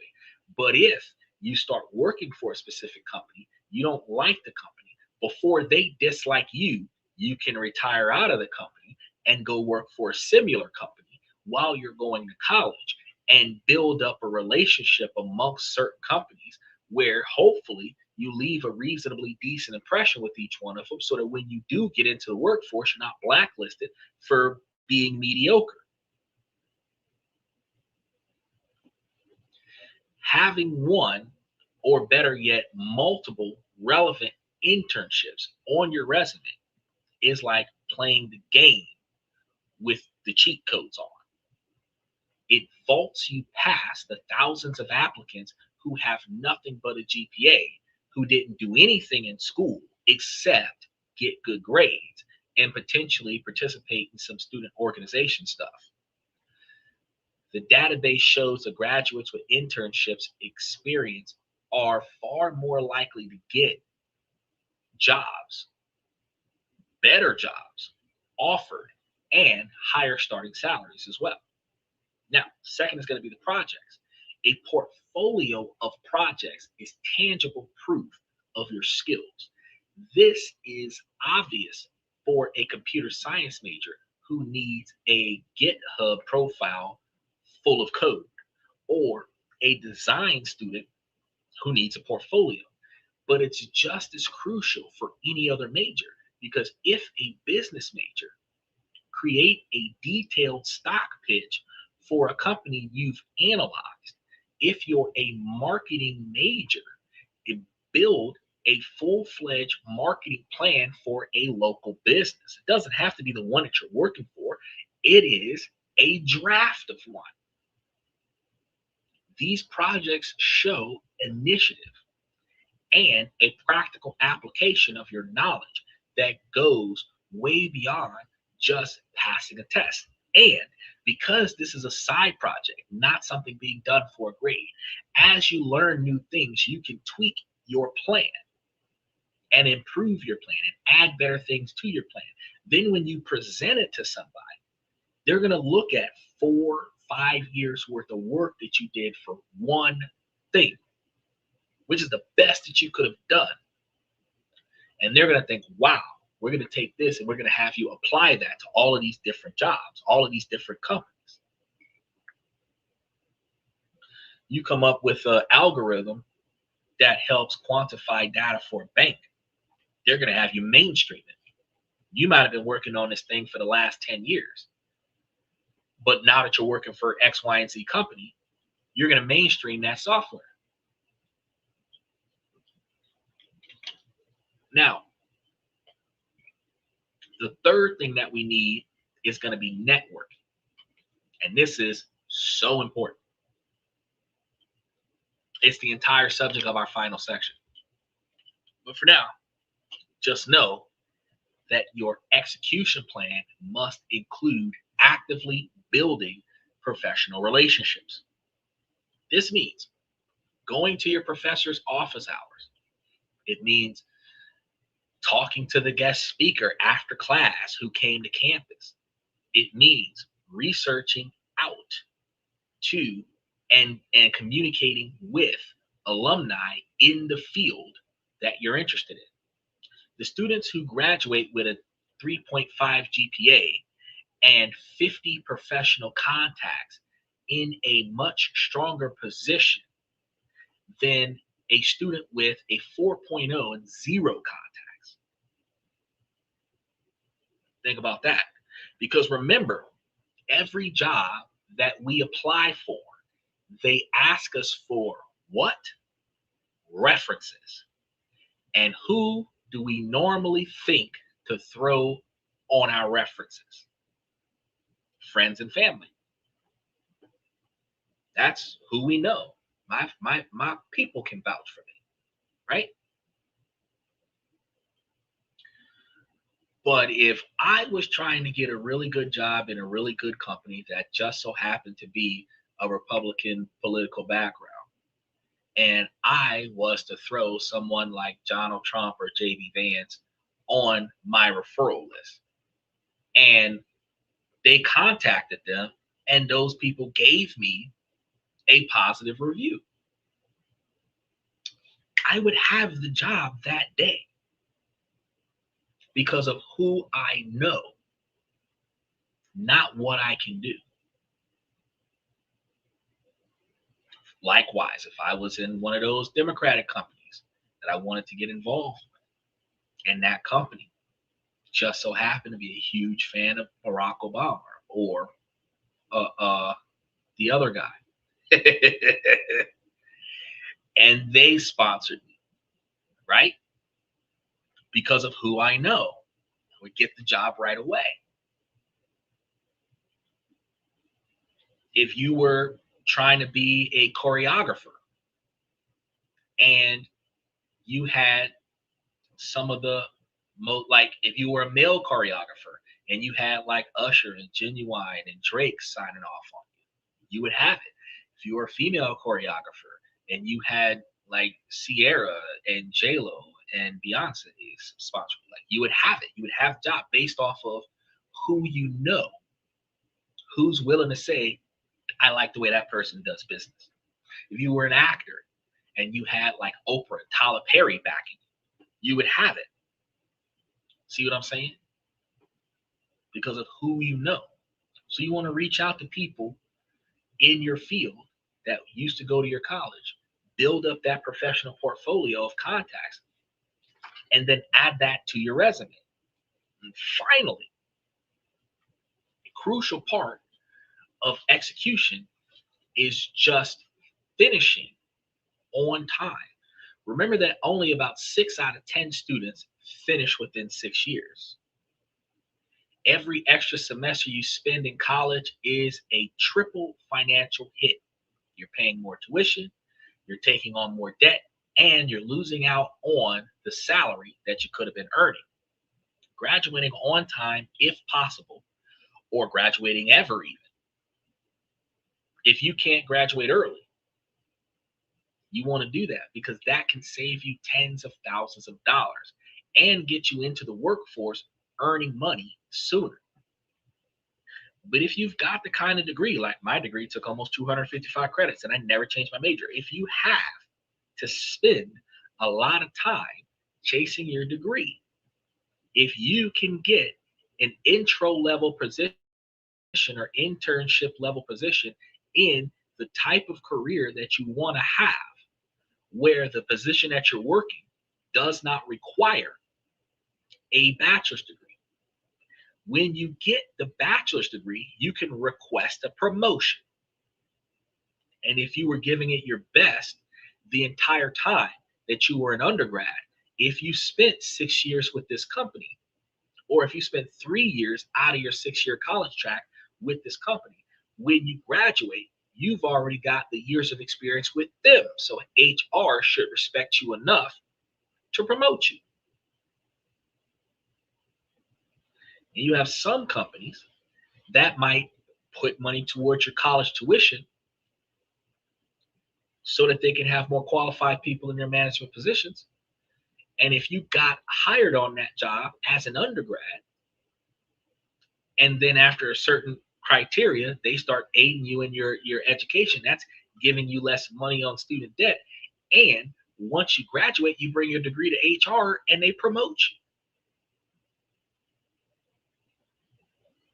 you. A lot of companies do that. I mean, Walmart does it, McDonald's does it, a lot of the blue collar companies do it, hospitals do it, nursing facilities do it. You have big businesses that will pay for your education. Look, dude, Uber, after like 2,000 something rides of being a car driver, they'll pay for you to go to college. So all you got to do is just get yourself in there somewhere.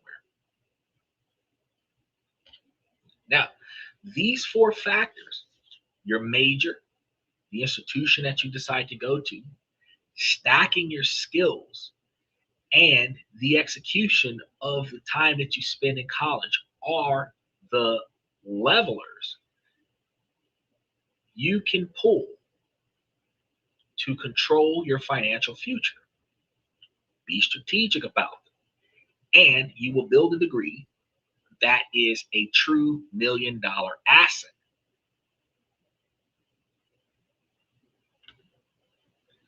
Is that a lot of people believe that higher education is a scam.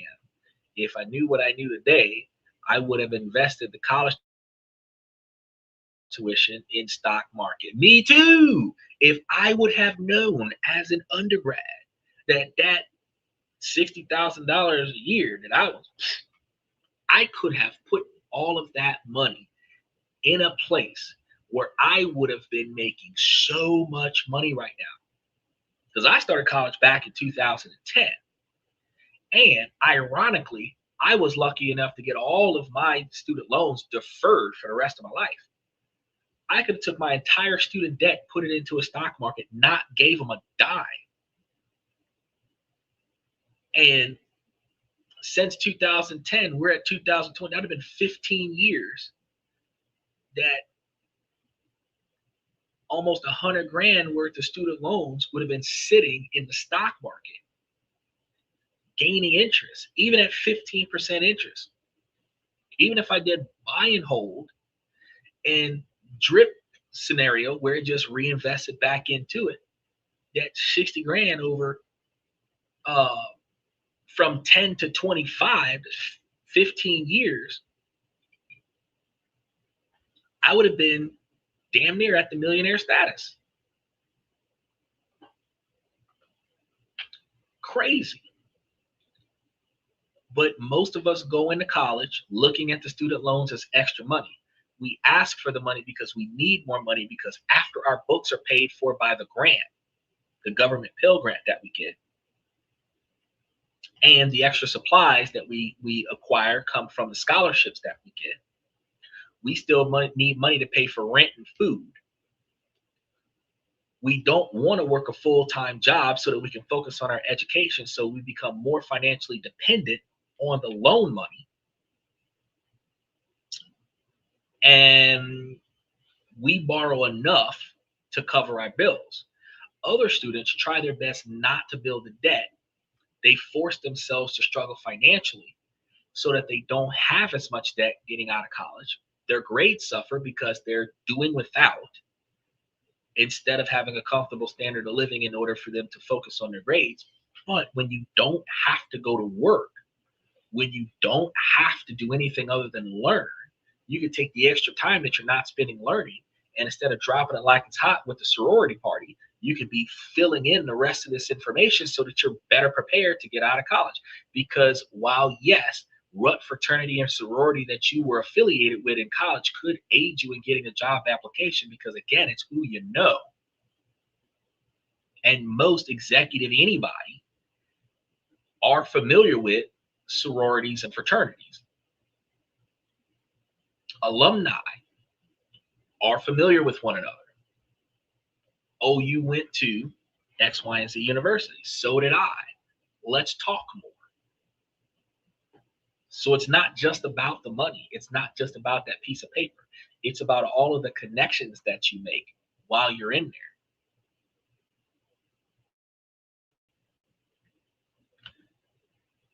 there. Steven said, I work 50 plus hours a week and still got my associate's degree with honors. It can be done. Yeah, it can be done. It definitely can. You can go to work full time, depending on what your major is, and you can get a degree.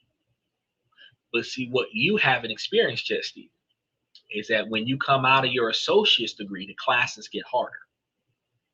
The science classes. Oh, here's the thing. For every 3 credit hour class you have, it is supposed to be 3 times more study. So, and this is every week.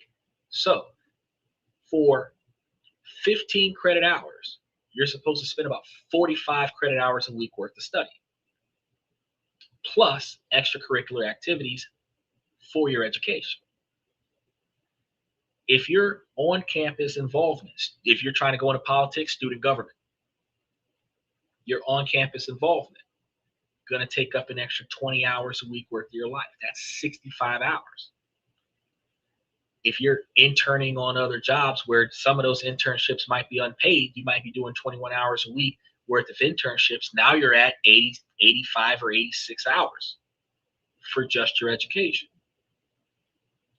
If you're trying to go to med school or something like that, where you need volunteer work on top of that, you're trying to do another 15, 20 hours worth of volunteer work, you're now at 104 or 110 hours for college.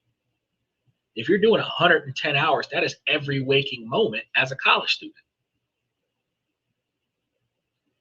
But if all you're doing is going to school, sitting in class, doing the homework, taking the tests, and taking your ass to work, yes, you can put in 50 hours a week on your job and then put 15 hours a week in on your education and then put an extra 15 hours a week worth of studying and you're still at about 80 hours a week.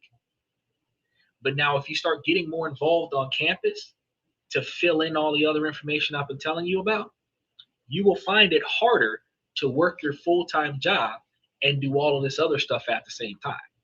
You need your full-time job because you're living off of that. But this other stuff will aid you in being more successful so that you don't have to depend on this full-time job for the rest of your life. One of the reasons why students live on a lot more student loans is because in order for them to break away from a job they don't like, where you said that you do the bare minimum because they don't pay you enough money. Well, if you could borrow enough money from the school to not have to work on this job, you would likely quit that job and put more effort into working for or interning for someone else in a job that you value, where you would put your best efforts into that job. That's some of the reasons why student loans get so high. Because it's not just the cost of the materials for the class, it's your standard of living on top of the class. That is part of your tuition. Room and board is part of your college experience. And you're paying for all of that with those student loans. So while, yeah, I used to do it. I had a full-time job and went to college, but I also stopped working a full-time job so that I could focus on college. So you can only imagine, if I wouldn't have been working a full-time job during my associate's degree, I probably would have had way more student debt than what I have now. But luckily for me, though, my student debt is deferred for the rest of my life, so I don't have to pay it. But it's harder to build my credit score up as long as I've got all of the student loans sitting up here. While they're not increasing in interest, they're still sitting there. So I have a lot of debt, which means in order for me to boost my credits, I would have to get a lot of credit. You think it's easy to get a black card when you've got more debt than you've got credit? No, no, no, no, no. No, no, no, no. Might be able to get an American Express if I can get like $10,000 more worth of credit. But it's a stair stepper situation. I would have to find a way to get more credit than the student loans that I owe, since I'm not paying those student loans, in order to bring the debt to credit below 50%. Just saying. Then the credit score will start getting closer to 750. But now for the part you guys been waiting for. I appreciate you waiting for this part, Stephen. This part you're going to need, because we've talked about the trap, the idea framework of avoiding it. But what if you're already in the thick of the situation? What if you're a junior or a senior? You've already graduated with a degree in a field that the data says has a piss poor low ROI. Do you just throw your hands up and accept a decade of being underemployed? Absolutely not. This is where you stop playing by the normal rules and start using unorthodox strategies to create your own advantages. The standard application process, uploading your resume to an online portal with a 500 or more person database, is a losing game, especially if your resume isn't perfect. If you don't have all of the stuff that I've been talking to you about today or to put on your resume, you're going to be lacking compared to others who found this out and started doing it. You're a needle in a digital haystack. The goal of these strategies is to bypass that system entirely. Is to get you out of the pile and into a real conversation with a human being who can hire you. Now, these networking hacks are designed to do just that. They take effort, but they work. They can make you go from a useless degree to a relevant and meaningful position where you get hired over people with allegedly better credentials on paper. Now, the single most powerful tool you have as a student is your email address. That little .edu at the back of your student email address that only exists as long as you are a college student, because once you graduate out of college, unless you go into the alumni, they terminate your student email. That is a key that unlocks doors that are normally shut to the general public. When you're a student, you're in a unique, non-threatening position, which actually allows you to build a lot of credit because you can get a lot of student credit cards, student bank accounts, in addition to student loans. So without running out there and piling up a bunch of student loan debt, you can actually pile up a bunch of student credit that transfers over to regular credit because your credit score does not have a subsection that says student. It just says credit, plain and simple. But the qualifications for a college student to get a credit card is different than the qualifications for a non-student to get a credit card. You're not seen as competition or someone begging for a job when you have .edu on the back of your email. You're seen as a curious learner to the person who you could very well be taking their job if you get it hired. And successful people love to give advice to curious learners. So whatever field you're trying to be in, if you're emailing people who are already doing the job that you want, they are more than willing to tell you how to get that job because they don't think you're coming to take their job because you are .edu.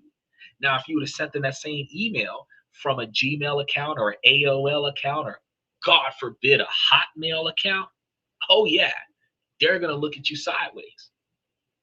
Now, this brings us to the cold call email hacks. The goal is simple. Get a 15-minute phone call with someone who is doing a job that you find interesting. The cardinal rule is you must ask for advice, not a job, because asking for a job puts them on the defensive because they think you're going to take their job, and it makes it easier for them to say no to you. But asking for advice flatters their ego and makes it easier for them to say yes to bringing you on board and showing you some of the ropes in certain job positions. So here's a template. It's simple and it works. In the subject, question from a, whatever your university is, student. In the body, you're going to say hi, put your name in. Well, put their name in. You find their name, hi, whoever you're talking to. My name is, put your name in there, and then say, I am a whatever year that you're in, junior, at whatever university that you studying for whatever major that you're trying to get, right? Then you tell them, I was researching the industry, whatever it is, whether it's renewable energy or whatever sector, and came across your profile on LinkedIn. The work you've done at whatever company they're working for is really impressive, especially mention specific stuff they've done, give genuine details that you admire, which is going to boost their ego. Then, as someone hoping to build a career in this space after graduation, I would be incredibly grateful for the chance to ask you a few questions about your path and any advice that you might have. This is just like asking an employer from an interview, like what you did wrong in the interview. This is another way of saying, hey, what do I need to know so that when I get into that interview, I know what's going on? But you continue this by saying, I know you're extremely busy, so even just 15 minutes would be a huge help. Would you be open to a brief call sometime in the coming weeks? Thank you for your time. Put your name in there. Why does this work? The subject line is clear and uses your student status. You lead with a specific, genuine compliment that shows you did your homework about the person and potentially the company that they work for. The ask is simple and respects their time. And most importantly, you're asking for advice, not a job. You're a student seeking wisdom, not a pest seeking a handout. The response rate to this kind of email is worlds higher than a cold job application. So, who do you send the email to? Strangers on LinkedIn can work, but you have an even more powerful, criminally underused resource, your university's alumni database, because you're still a college student. And the alumni database is accessible to you. And any alumni who did this exact same method is going to be on the other side of the fence, willing to pay it forward. So instead of going to a bunch of people on LinkedIn and sending out mass cold calls to a bunch of people who don't know you and could give two shits about you, remember we told you networking. You're going to the same college that they went to. You call them up and say, hey, can you help me understand the business? We're part of the same tribe because we went to the same college. You made it. I want to know how to make it too. And that 15-minute call is what you're asking for, guaranteedly can turn into an hour and a half long call, long as they're not busy when they allow you to call them, right? Which, really quick, I want to tell you guys, you need to change your voicemail, because disrespectful voicemails, not going to work. What do I mean by disrespectful voicemails? Bunch of bullshit ass music, not professional. You got to change that.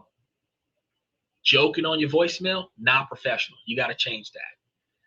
Devaluing yourself or anyone else on your voicemail, not respectful. You need to bring it down to a simple thank you for calling, whatever your name is. I'm not at the phone right now. Please leave a message and I'll get back to you as soon as I can. Or I really appreciate your call. Unfortunately, I'm not available at this time, but I will give you a call back as soon as I can. Something to that magnitude that sounds reasonably professional, because if that person calls you and you have a jacked up voicemail, they are not going to leave a message. And they're not going to call you back. Your voicemail speaks volumes about you. So you want to try to have it reasonably appropriate. And your email, luckily your student email is going to be what your Gmail isn't, because your Gmail, your AOL, your Hotmail is always something devaluing. Your nickname, your street name. Some girl had one that's like, oh, wet 69, blah, blah, blah. That is not what you need to be using to reach out to employers. Your first name, middle name, last name, Mr. or Mrs., whatever, professional name.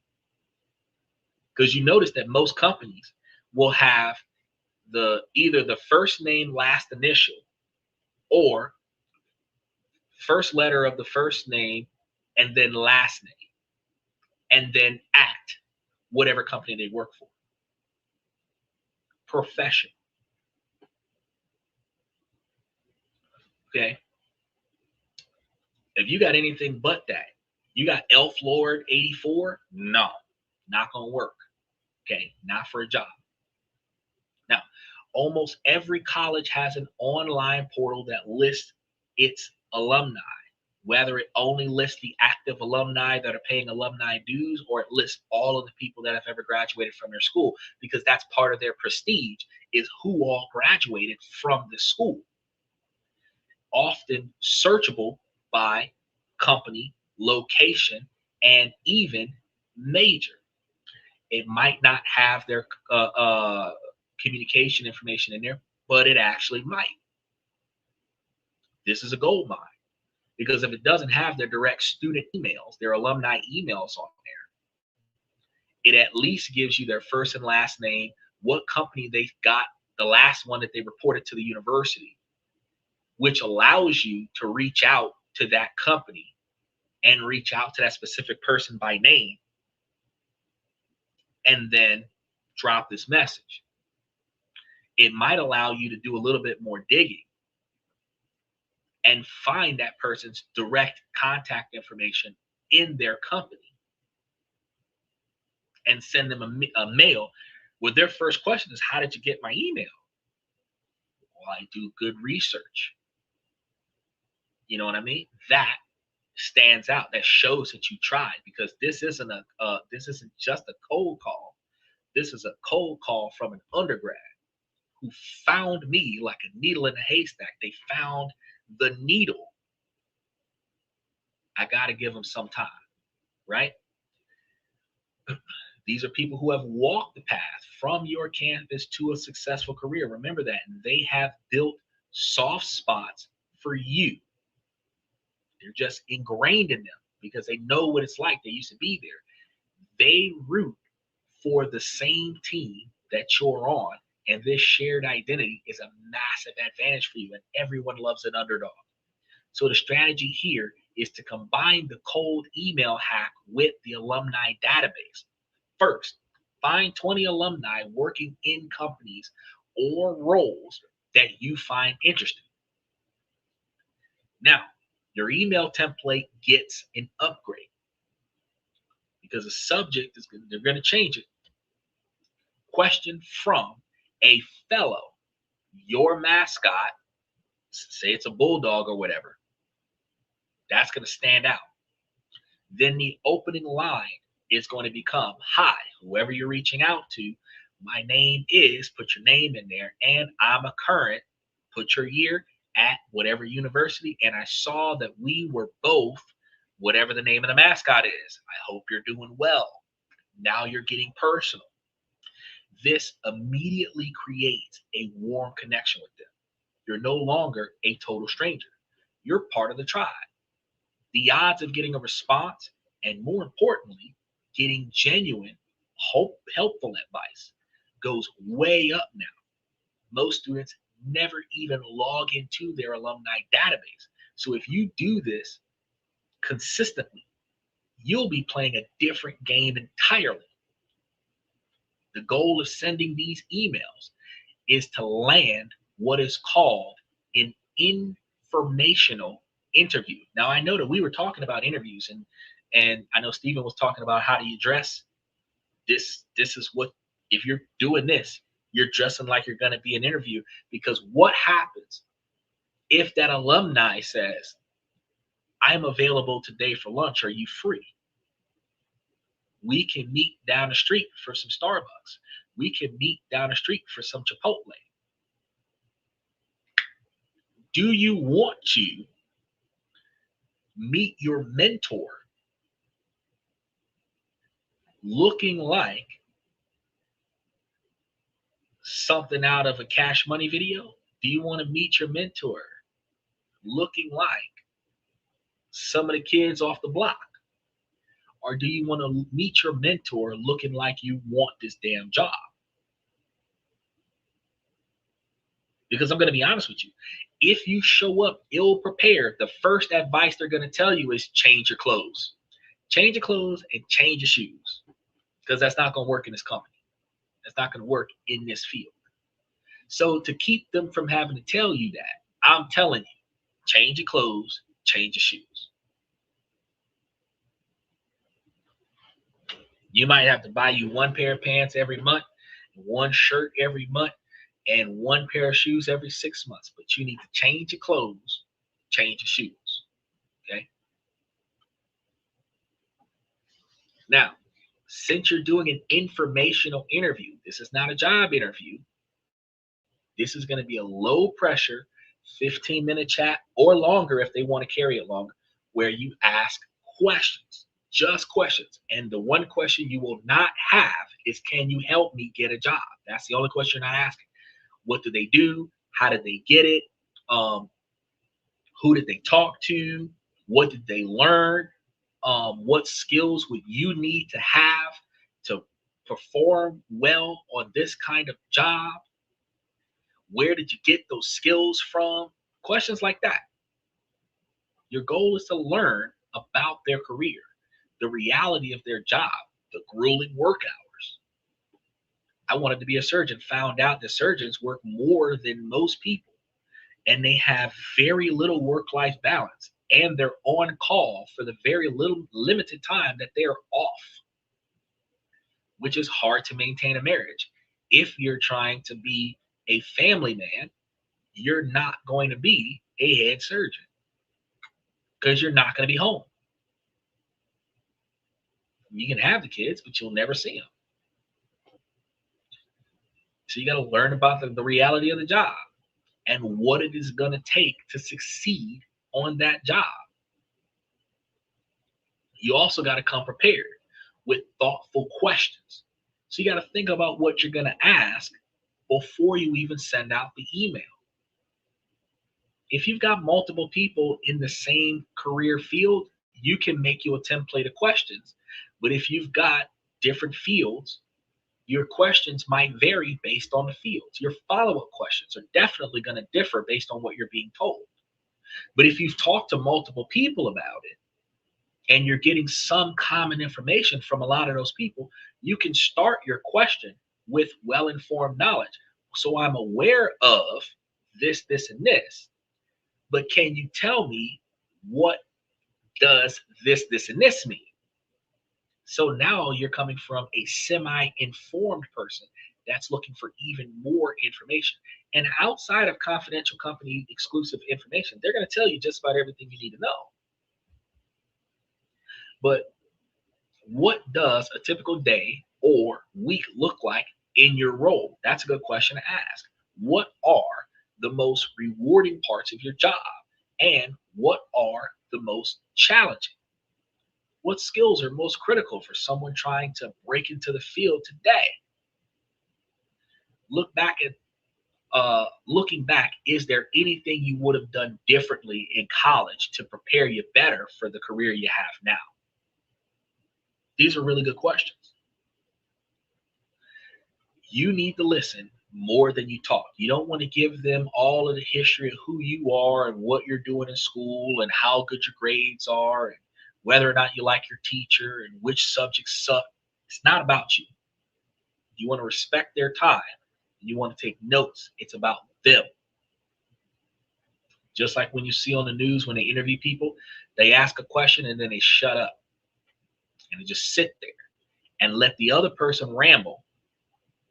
Whether they do in the interrogation room on the crime shows, they stare at the other person and just let the other person ramble. They take notes. They'll ask one or two questions and then let the other person ramble. That's what you're doing. At the end of the call, make sure, outside of everything else, you thank them for their time and thank them for their advice. And then you ask the single most important question of the entire process. And this is the question that turns one conversation into a dozen.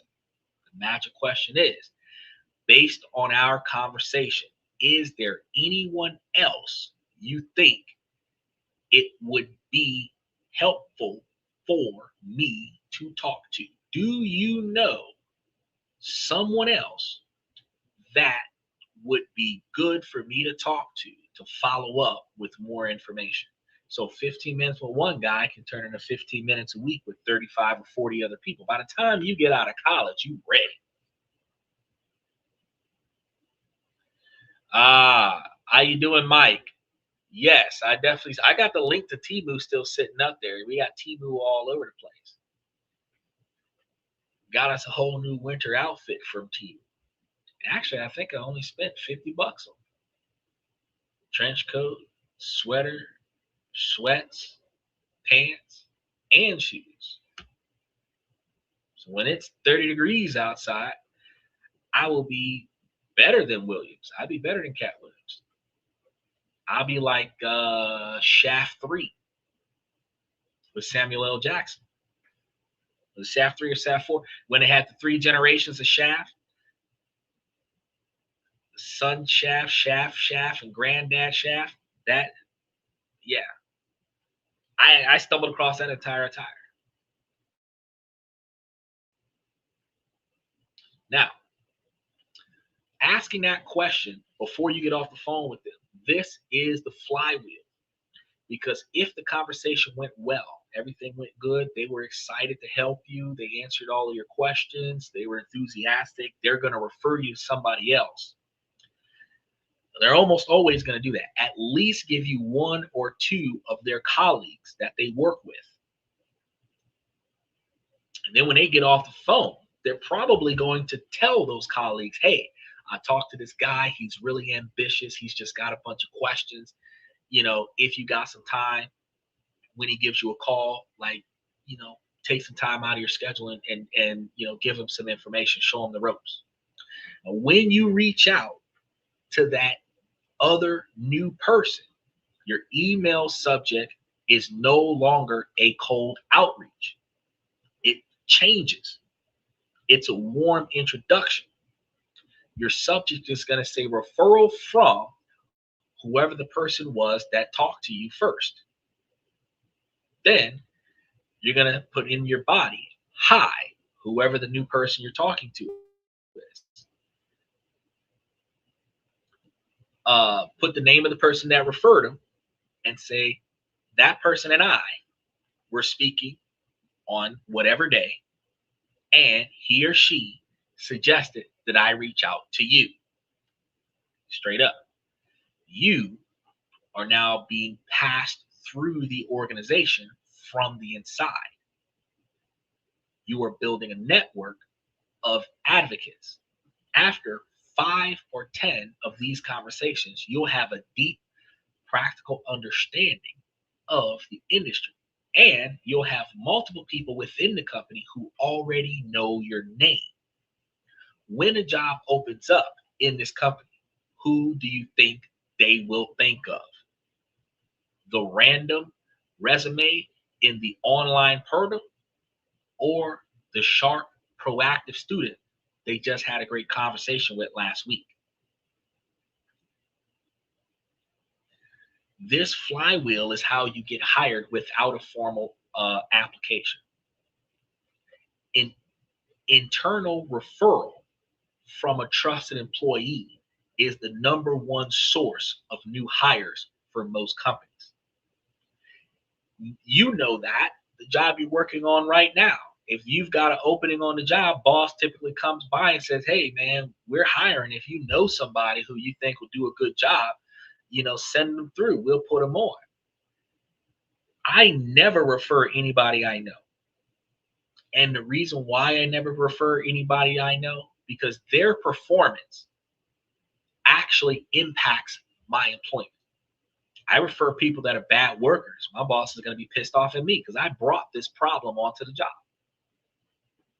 So if you know somebody who is good enough for you to vouch for them, you staple your job to their performance, they'll get hired. It's like co-signing for a loan. So while I wouldn't refer somebody, doesn't mean that the people that work for the company won't be the first ones to say, oh, I talked to Steven and Steven's good. He's very ambitious. He's a hard learner. Pays attention to detail.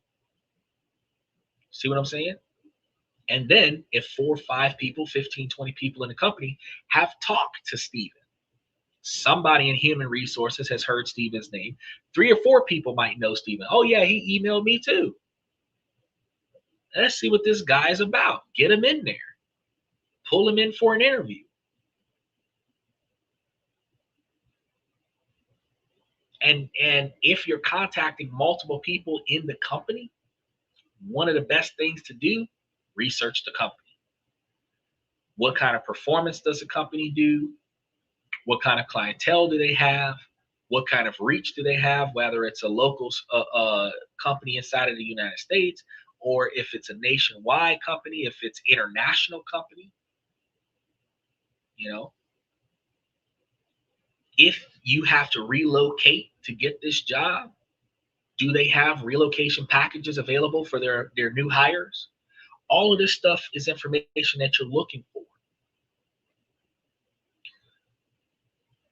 Because when you get into the interview, the job interview, you're going to make them aware that you know their history.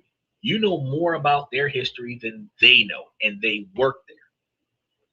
The same way immigrants know more about American history than American citizens to get citizenship.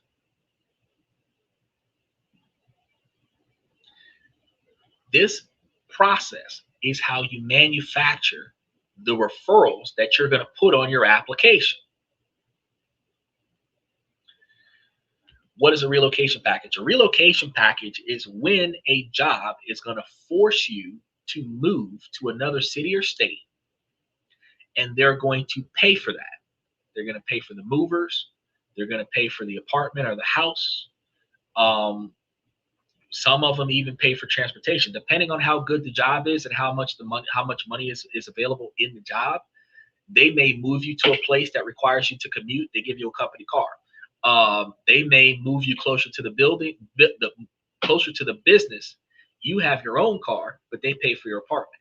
They might pay for you to move into the apartment and give you 1 or 2 months rent covered so that you got enough time to get your first paycheck from the job so that you can pay your own rent.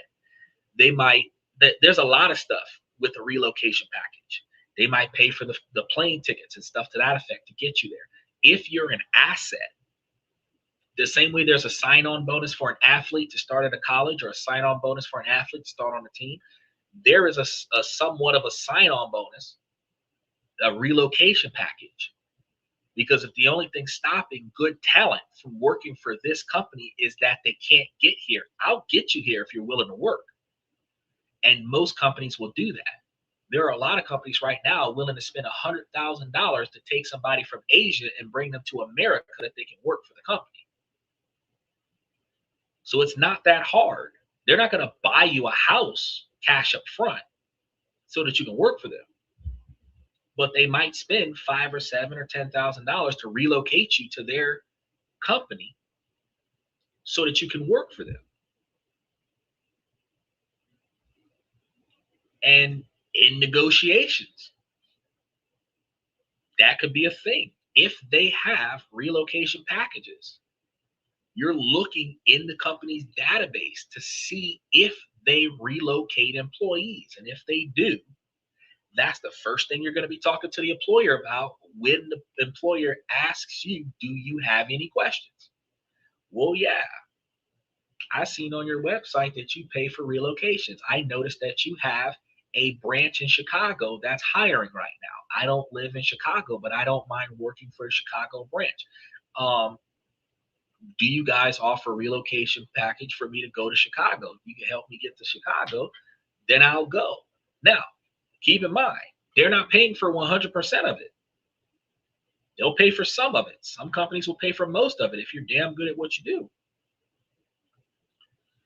But the difference in the cost to relocate will be greatly changed, because if they're willing to give you $3,000 to $5,000, $10,000 to relocate you, and you're willing to leave a lot of your stuff behind and use that $3,000 to $5,000 to get you an apartment, and then take money out of your paycheck and take your stuff with you over time, especially if you're living with family, you can leave your stuff with family, relocate, and then come back and get your stuff and bring it to the new place on your days off, and use the money they gave you to put a down payment on the apartment and cover the first month's rent or the first 2 months rent so that you can get your first paycheck. That's a relocation package, which is fantastic, because where you otherwise would not have been able to get that job because it's outside of your traveling distance, they will give you the money to bring you closer to them where you can work for. Because if you live in a state that doesn't have that job, or if you live in a state where that job doesn't have an opening, people typically give up on that job because there's no availability here. But no one ever thinks, well, if y'all have a relocation package, I'll fly to the state where this job is available if you help me get there. And then I'll work for you over there. So make sure that you not note that down. One of the most common frustrations for graduates is the entry-level job. And that entry-level job requires 3 to 5 years of experience to get the entry-level job, which is base pay, sometimes $1 above minimum wage. You got this prestigious job that's paying you the same amount of money that you was getting paid as an undergrad. Pissed off. It's a maddening catch-22. How do you get experience if no one will hire you to get the experience? The answer is you stop asking for permission to get experience and you create it yourself. And this is the reverse internship. So make sure you take this note down, Stephen. How it works is instead of begging for an internship, you pick a company that you admire and you do the work you would do if you were their intern. You give yourself a project that's in line with what their company does. If you're a marketing student, don't just say you understand social media. Pick a company, do a deep dive audit of their social media presence, analyze their competitors, and create a detailed presentation. You're going to use 3 new specific campaign ideas, complete with mock-ups. If you're aspiring as a data analyst, don't just list SQL on your resume. Find a public data set relevant to the company's industry. Perform a thorough analysis. Find an interesting insight and build a compelling report.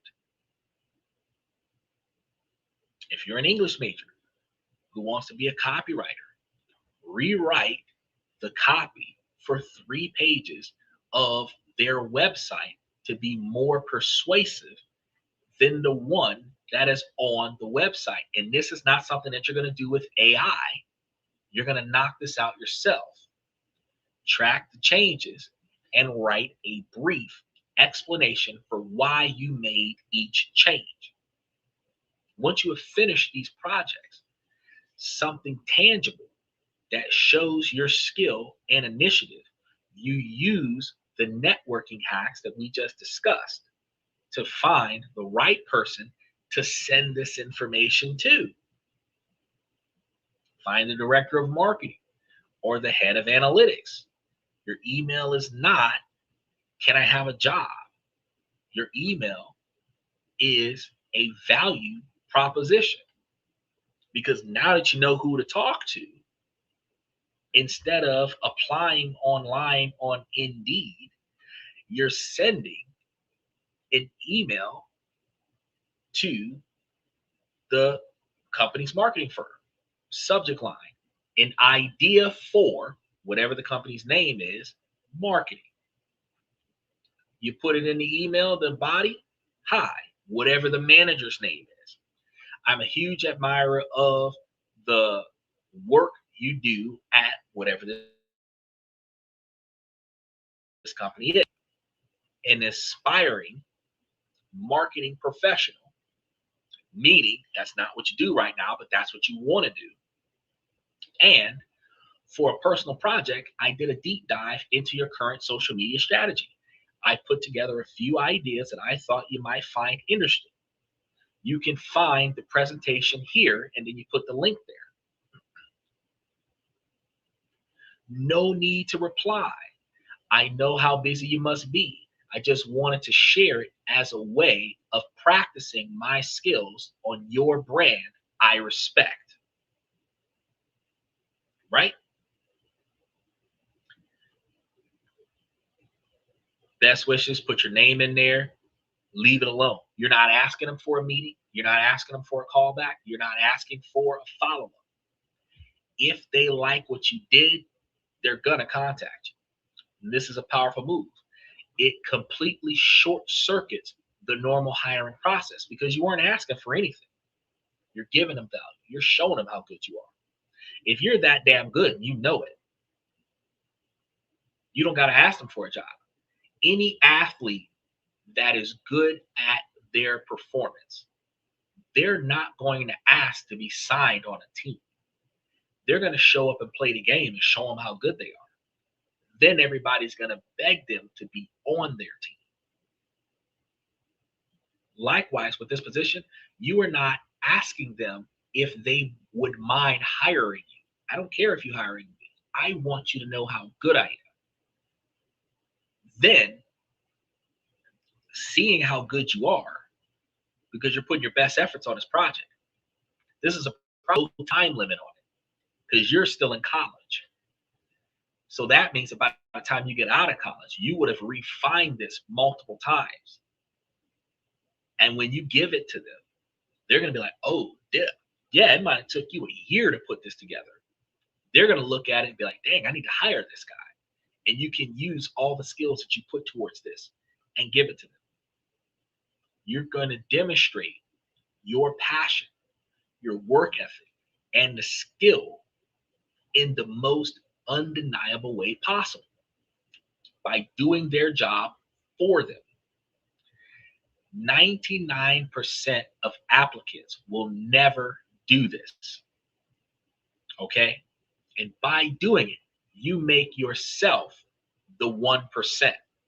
This is how you're going to get noticed. When there is a job application available, when there's a position, you don't fill that position by applying on a massive database search engine. You fill that position by sending the manager over that job position a performance review, basically showing them, I can do this job. Look at this. In case you didn't know, I could do this job. Now, you might want to go through the red tape and put your application online also, because then they can pull your application out of the database and call you in. But in your emails, you could also put your phone number in there for them to call you back. So you have in the signature area, best regards, sincerely, whatever the case may be, put your name, the contact email to contact you back with, which should be the email that you use with the .edu on there, and the phone number for them to call you, which is, again, why it's important for you to have a professional voicemail, because if they call you and you're in class, you're not able to answer the phone, but you're going to call them back as soon as you get out of class. So as a college student, you might want to put in your email, or your voicemail, my name, thank you for calling. My name is so-and-so. I'm sorry I wasn't able to get to your call. I'm in class right now. If you could leave your name and number, I'll contact you as soon as I get out of class, which reinforces the fact that you're a college student and you're in class right now, so you missed their call. They're going to leave a message, and then whenever you got time, you give them a call back.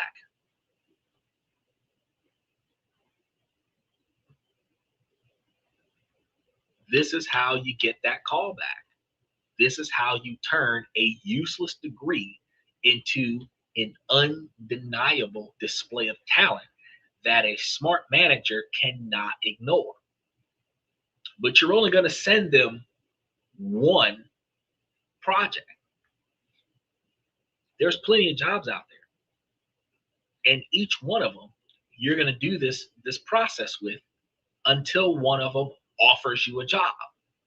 But it's also going to improve your skills, because if you did this for one company per month, you would have done 12 projects in a year. If you're sticking to one exclusive industry, from Stephen, you've got at least 3 more years of college. That means you would have 36 projects done if you did one a month for the remainder of your college. By the time you get your bachelor's degree, you would have been doing this job for 3 years, depending on what it is. right? So the question is your degree a $1 million asset or a financial trap? As we've seen, it's neither. It's going to be a tool. And like any powerful tool, its value is determined by the skills of the person using the tool. You said 5 months for the degree. It's not going to be 5 months. It's going to be longer than 5 months. 2 more for the bachelor's and 3 for the master's left. Okay, so you're telling me allegedly you got 2 more months for your bachelor's degree. Or are you saying 5 years for the master's degree, 2 years for the bachelor's degree, and 3 years for the master's degree? Okay, so yeah, I realized that when I look back, Steve. I realized that when I look back. Okay, you got your associate's degree. You got your associate's degree. An associate's degree is a 2-year degree, but it usually takes you up to 150% of the time to get your associate's degree, especially when there's prerequisites. Then when you go to get your bachelor's degree, it is not 2 years. It is at least 2 years. That's the part you have to understand. It is not a 4-year degree. It is a 6-year degree because it is 150% completion time. We just looked at the stats that 52% of people do not complete their degree in 6 years' time. Very few students complete their degree in 4 years. So if you got through the first 2 years where it took you exactly 2 years to get your associate's degree, you've got 4 years of college left. If your associate's degree transfers over to the 4-year institution that you're going to, you're going to look at all of the core classes because that is the 2 years. Then you're going to look at all the electives around the core class. That's the other 2 years. Then you're looking at your master's degree. Again, 150%. So if you've got 3 years for your master's degree, another year and a half on that 3 years, you're looking at 4.5 years for your master's degree. So you might have, especially if you decide to slow down 6 months because you're getting into your career, you might have 5 years for your master's degree. Believe it or not. So ultimately, you're looking at approximately 3 more years of college for your bachelor's degree, if not 4 more years of college for your bachelor's degree. And then you're looking for another 4.5 to 5 years for your master's degree. Where putting that together, you're looking at another 10 years of college, which is fine because you're going to be deferring student loans. But you should be working in your field of choice with your bachelor's degree, where you're assuming you've got 2 more years left of bachelor's degree. And with that 2 more years left, you should have done 24 projects. But if I'm right, you end up with 3 or 4 years in your bachelor's degree, you would have 36 to 48 projects done. Somebody should have scooped you up by the time you got your bachelor's degree based on your cold calls, based on your networking skills, based on your sending their management team information about the projects that you do. And this will put you in a position where by the time you get your bachelor's degree, you will already have the job that is supported by the bachelor's degree. And then the 5 years that you're spending to get your master's degree will be supported by the job that you have. Now, the best part about that is that once you get the master's degree, you could also, if you're giving your best efforts to that employer, ask for a promotion. And most employers, like I said earlier in the show, actually might pay for a lot of your education because you're still going to college and you're putting in 40 hours of work with them. but you wouldn't have to do 50 because now you got a good paying job. You might do 35. They'll have you on a 40-hour a week schedule, 5 days a week with 1 hour lunches, which might actually turn your 3-year master's degree into like a 7-year master's degree because you might not be a full-time student anymore. You might start being part-time because school happens from Monday to Friday, and you're going to have a job that's going to be from Monday to Friday. So you're going to be taking online classes when you're not at work in order to get your master's. It's doable. I've got plenty of my clients that are coming from Taiwan and Taipei that are living in California right now that are doing online master's programs while working a full-time job in marketing. It's doable. A degree handed to a passive individual, uninformed about what is going on, can absolutely become a financial trap, a decade of debt with nothing to show for it. But that same degree in the hands of an active strategic student can become a launch pad to a life of financial security and meaningful work. So we've seen that the outcome isn't based on luck. It's based on a series of controllable factors. These are situations that are inside of your control. You don't have to navigate around them. It's going to start with an honest, data-driven choice of a major based on the iron law of value, not just passion. It continues with a rational analysis of the institution that you're going to or the institution you want to go to, weighing its cost against its real power, weighing its availability, accessibility. Because if you have limited transportation and you have to either take care of family or your limited income, you have to stay with family, you might have to go to a college near your house since you can't afford to live on your own and you're not willing to take out student loans to pay for your room and board. Because you can live on campus. That's also an idea, but that's money coming out of your tuition. And on campus living is by far more expensive in smaller spaces than living in an apartment next to campus. But remember, doing this research amplifies your ability to strategically build your skill stack, making sure that your degree is just the foundation, not the whole building. And it's all brought to life by your execution. The internships, the projects you're doing on the side, the relentless drive to finish college, not pressuring yourself to finish it early, but pacing yourself to try to finish it on time or finish it at all. Because some people actually go to a certain point, they get frustrated with life, and then they drop out talking about I'm going to take a semester off. Taking a semester off is the first step to quitting college. Not going to lie. So remember, even if you feel you've made mistakes, we've seen that you're not powerless. You can go on the offensive. You can use the unorthodox strategies that I told you, like the .edu superpower, weaponizing the alumni database, creating an informational interview flywheel, and designing your own reverse internship.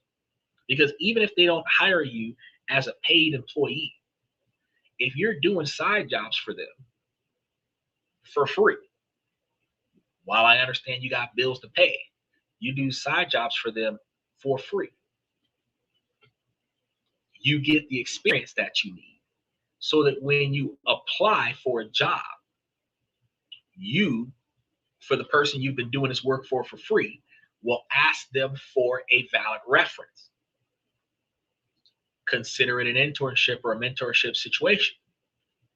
They verify and confirm that you can put this on applications in that fashion. Then you notify other employment opportunities that, hey, I've been doing X, Y, and Z with your competitor as an internship scenario, and I'm looking for a job. They'll hire you. Or now that you've graduated, the company you've been doing it for free for a while, you can apply for a job there. Contact their human resources department and say, hey, I've been working with Brandon for the past 5 years off the books. This is all the projects I've been doing. Can I have a job? They know those projects. It's come across the office. Come in and let's do an interview. You can bypass the broken hiring system that currently exists and create your own luck. Or, as I would see it by now, a self-fulfilling prophecy. You can prove your value before they even meet you, not just list it on a resume. Because I can tell you, at 40 years worth of experience, it is hard to fit everything that I know how to do on one side of one sheet of paper. But can I put a lot of my skills together and put it into a presentation, a PowerPoint PDF file, or something to that effect? Of course I could. The old promise that any degree is a golden ticket is dead, especially with technology and AI running rapid. But a new, more empowering reality has taken its place. A strategically chosen and masterfully executed education is more valuable than ever. But the choice is yours. Don't just earn your degree to say that you did it. It's not like going to Desert Storm and coming back with the military tattoo on your arm. You've got to weaponize the degree. It's not about surviving college. It's about benefiting from it. And I can tell you firsthand that the book smarts you get in college have jack shit to do with the job you're going to do when you get out of college. So you need to weaponize your exposure to college to strategically put you in a position to learn the things you need to know for the job. Because the questions you asked me today about the proper attire for a job, you would have thought going to that business meeting with some white Nikes on and some Dickies and a white polo shirt would have got you the job. And you'd be wondering why they didn't call you back. But now if you go through with a sky blue button-down shirt, black tie, black actual dress pants with some black penny loafers, which the whole outfit would cost you $60, and a black belt, please God, wear a belt. Guarantee you'd walk in there and get treated better. You'd walk in there and get treated better. Even if you got a skinny tie and did a double Windsor knot, they would have more respect for you if you walked in there with dress pants and dress shoes that you can buy from your local mall or local men's warehouse store. Burlington Coat Factory, K&G's. There's a lot of places. And you would do so much better. But if you go there with a long tee and some blue jeans and some sneakers on, they are not calling you back.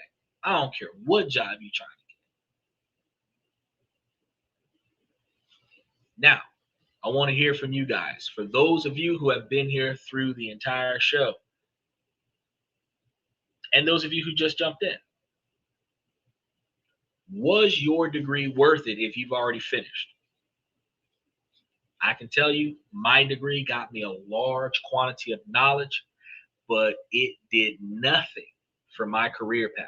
I can tell you, microbiology, communication and health, and computer technology had nothing to do with real estate, investments, or teaching. It was a decade of college. I got a shit ton of knowledge. And now I'm just sharing it because, I mean, I can't do anything else with it, right?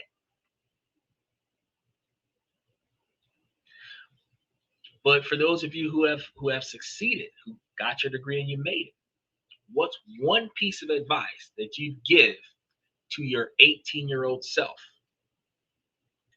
Put that information into the comment section, because for those who are in the thick of it now, who haven't finished it yet,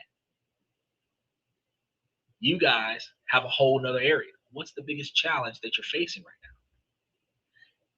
Put that information into the comment section. Between those who made it and those who haven't made it, if we continue to impose this communication where we keep adding into the comment section all of the things that we're going through versus all of the things that we've done, the people that come behind, first thing, you're going to find a mentor, because somebody who's already been where you are is going to give you information how to be better. And somebody who hasn't gotten as far as you've gotten is going to see what you're going through and start preparing for that. And the ability for the next generation to be more successful is for them to receive the apprenticeship from mentors who have already been there. Now, if this show is giving you guys any value today, make sure, if you haven't already, hit that subscription button. Make sure that you do it now and hit that like button.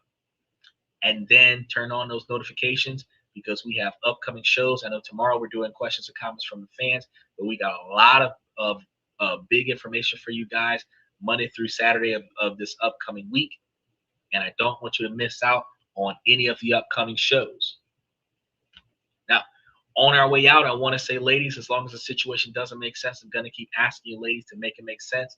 So, ladies, please make it make sense. Fellas, I provide you guys with this information to make you guys higher value men.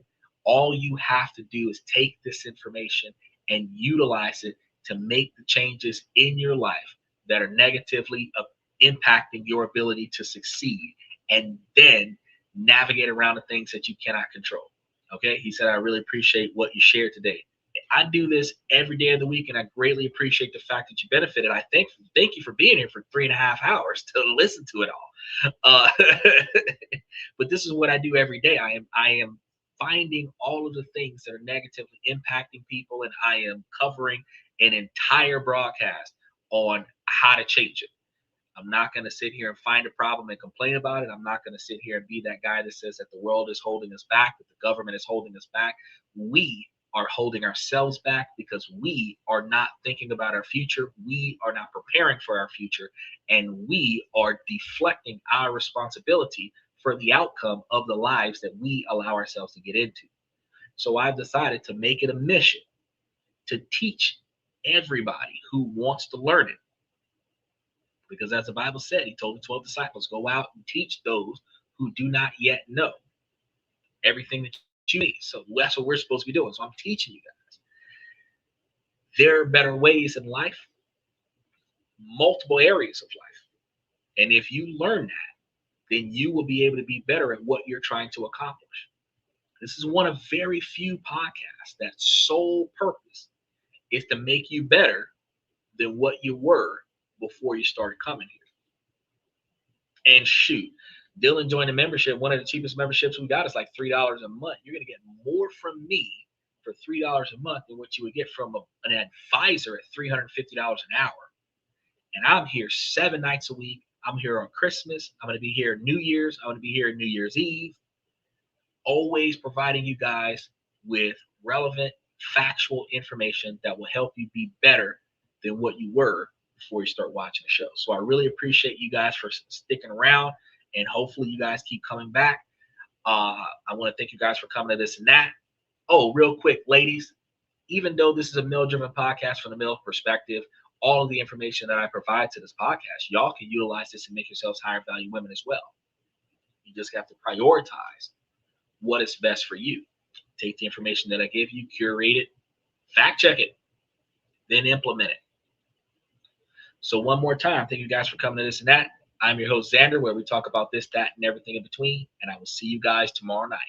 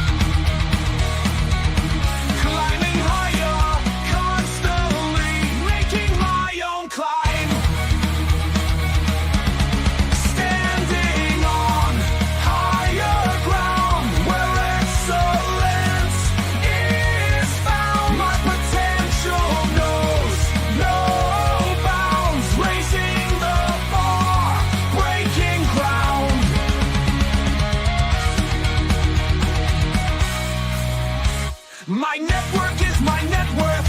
Choose your company wise. Surround yourself with eagles, not with sheep in disguise. Every interaction is a reflection of my brand. Quality over quantity, that's my personal command. I'm not mounted on higher ground where excellence is found. My potential knows no bounds, raising the bar, breaking ground.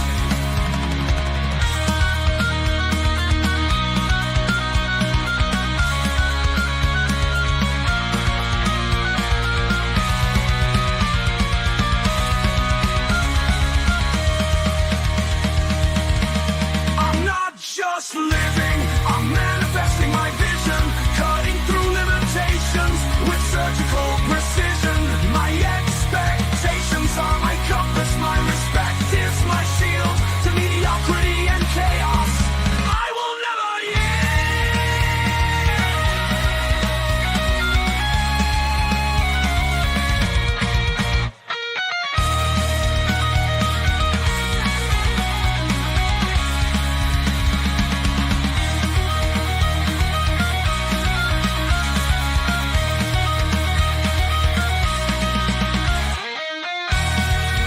I'm not just living, I'm manifesting my vision, cutting through limitations with surgical precision. My expectations are my compass, my respect is my shield to mediocrity and chaos. I will never yield.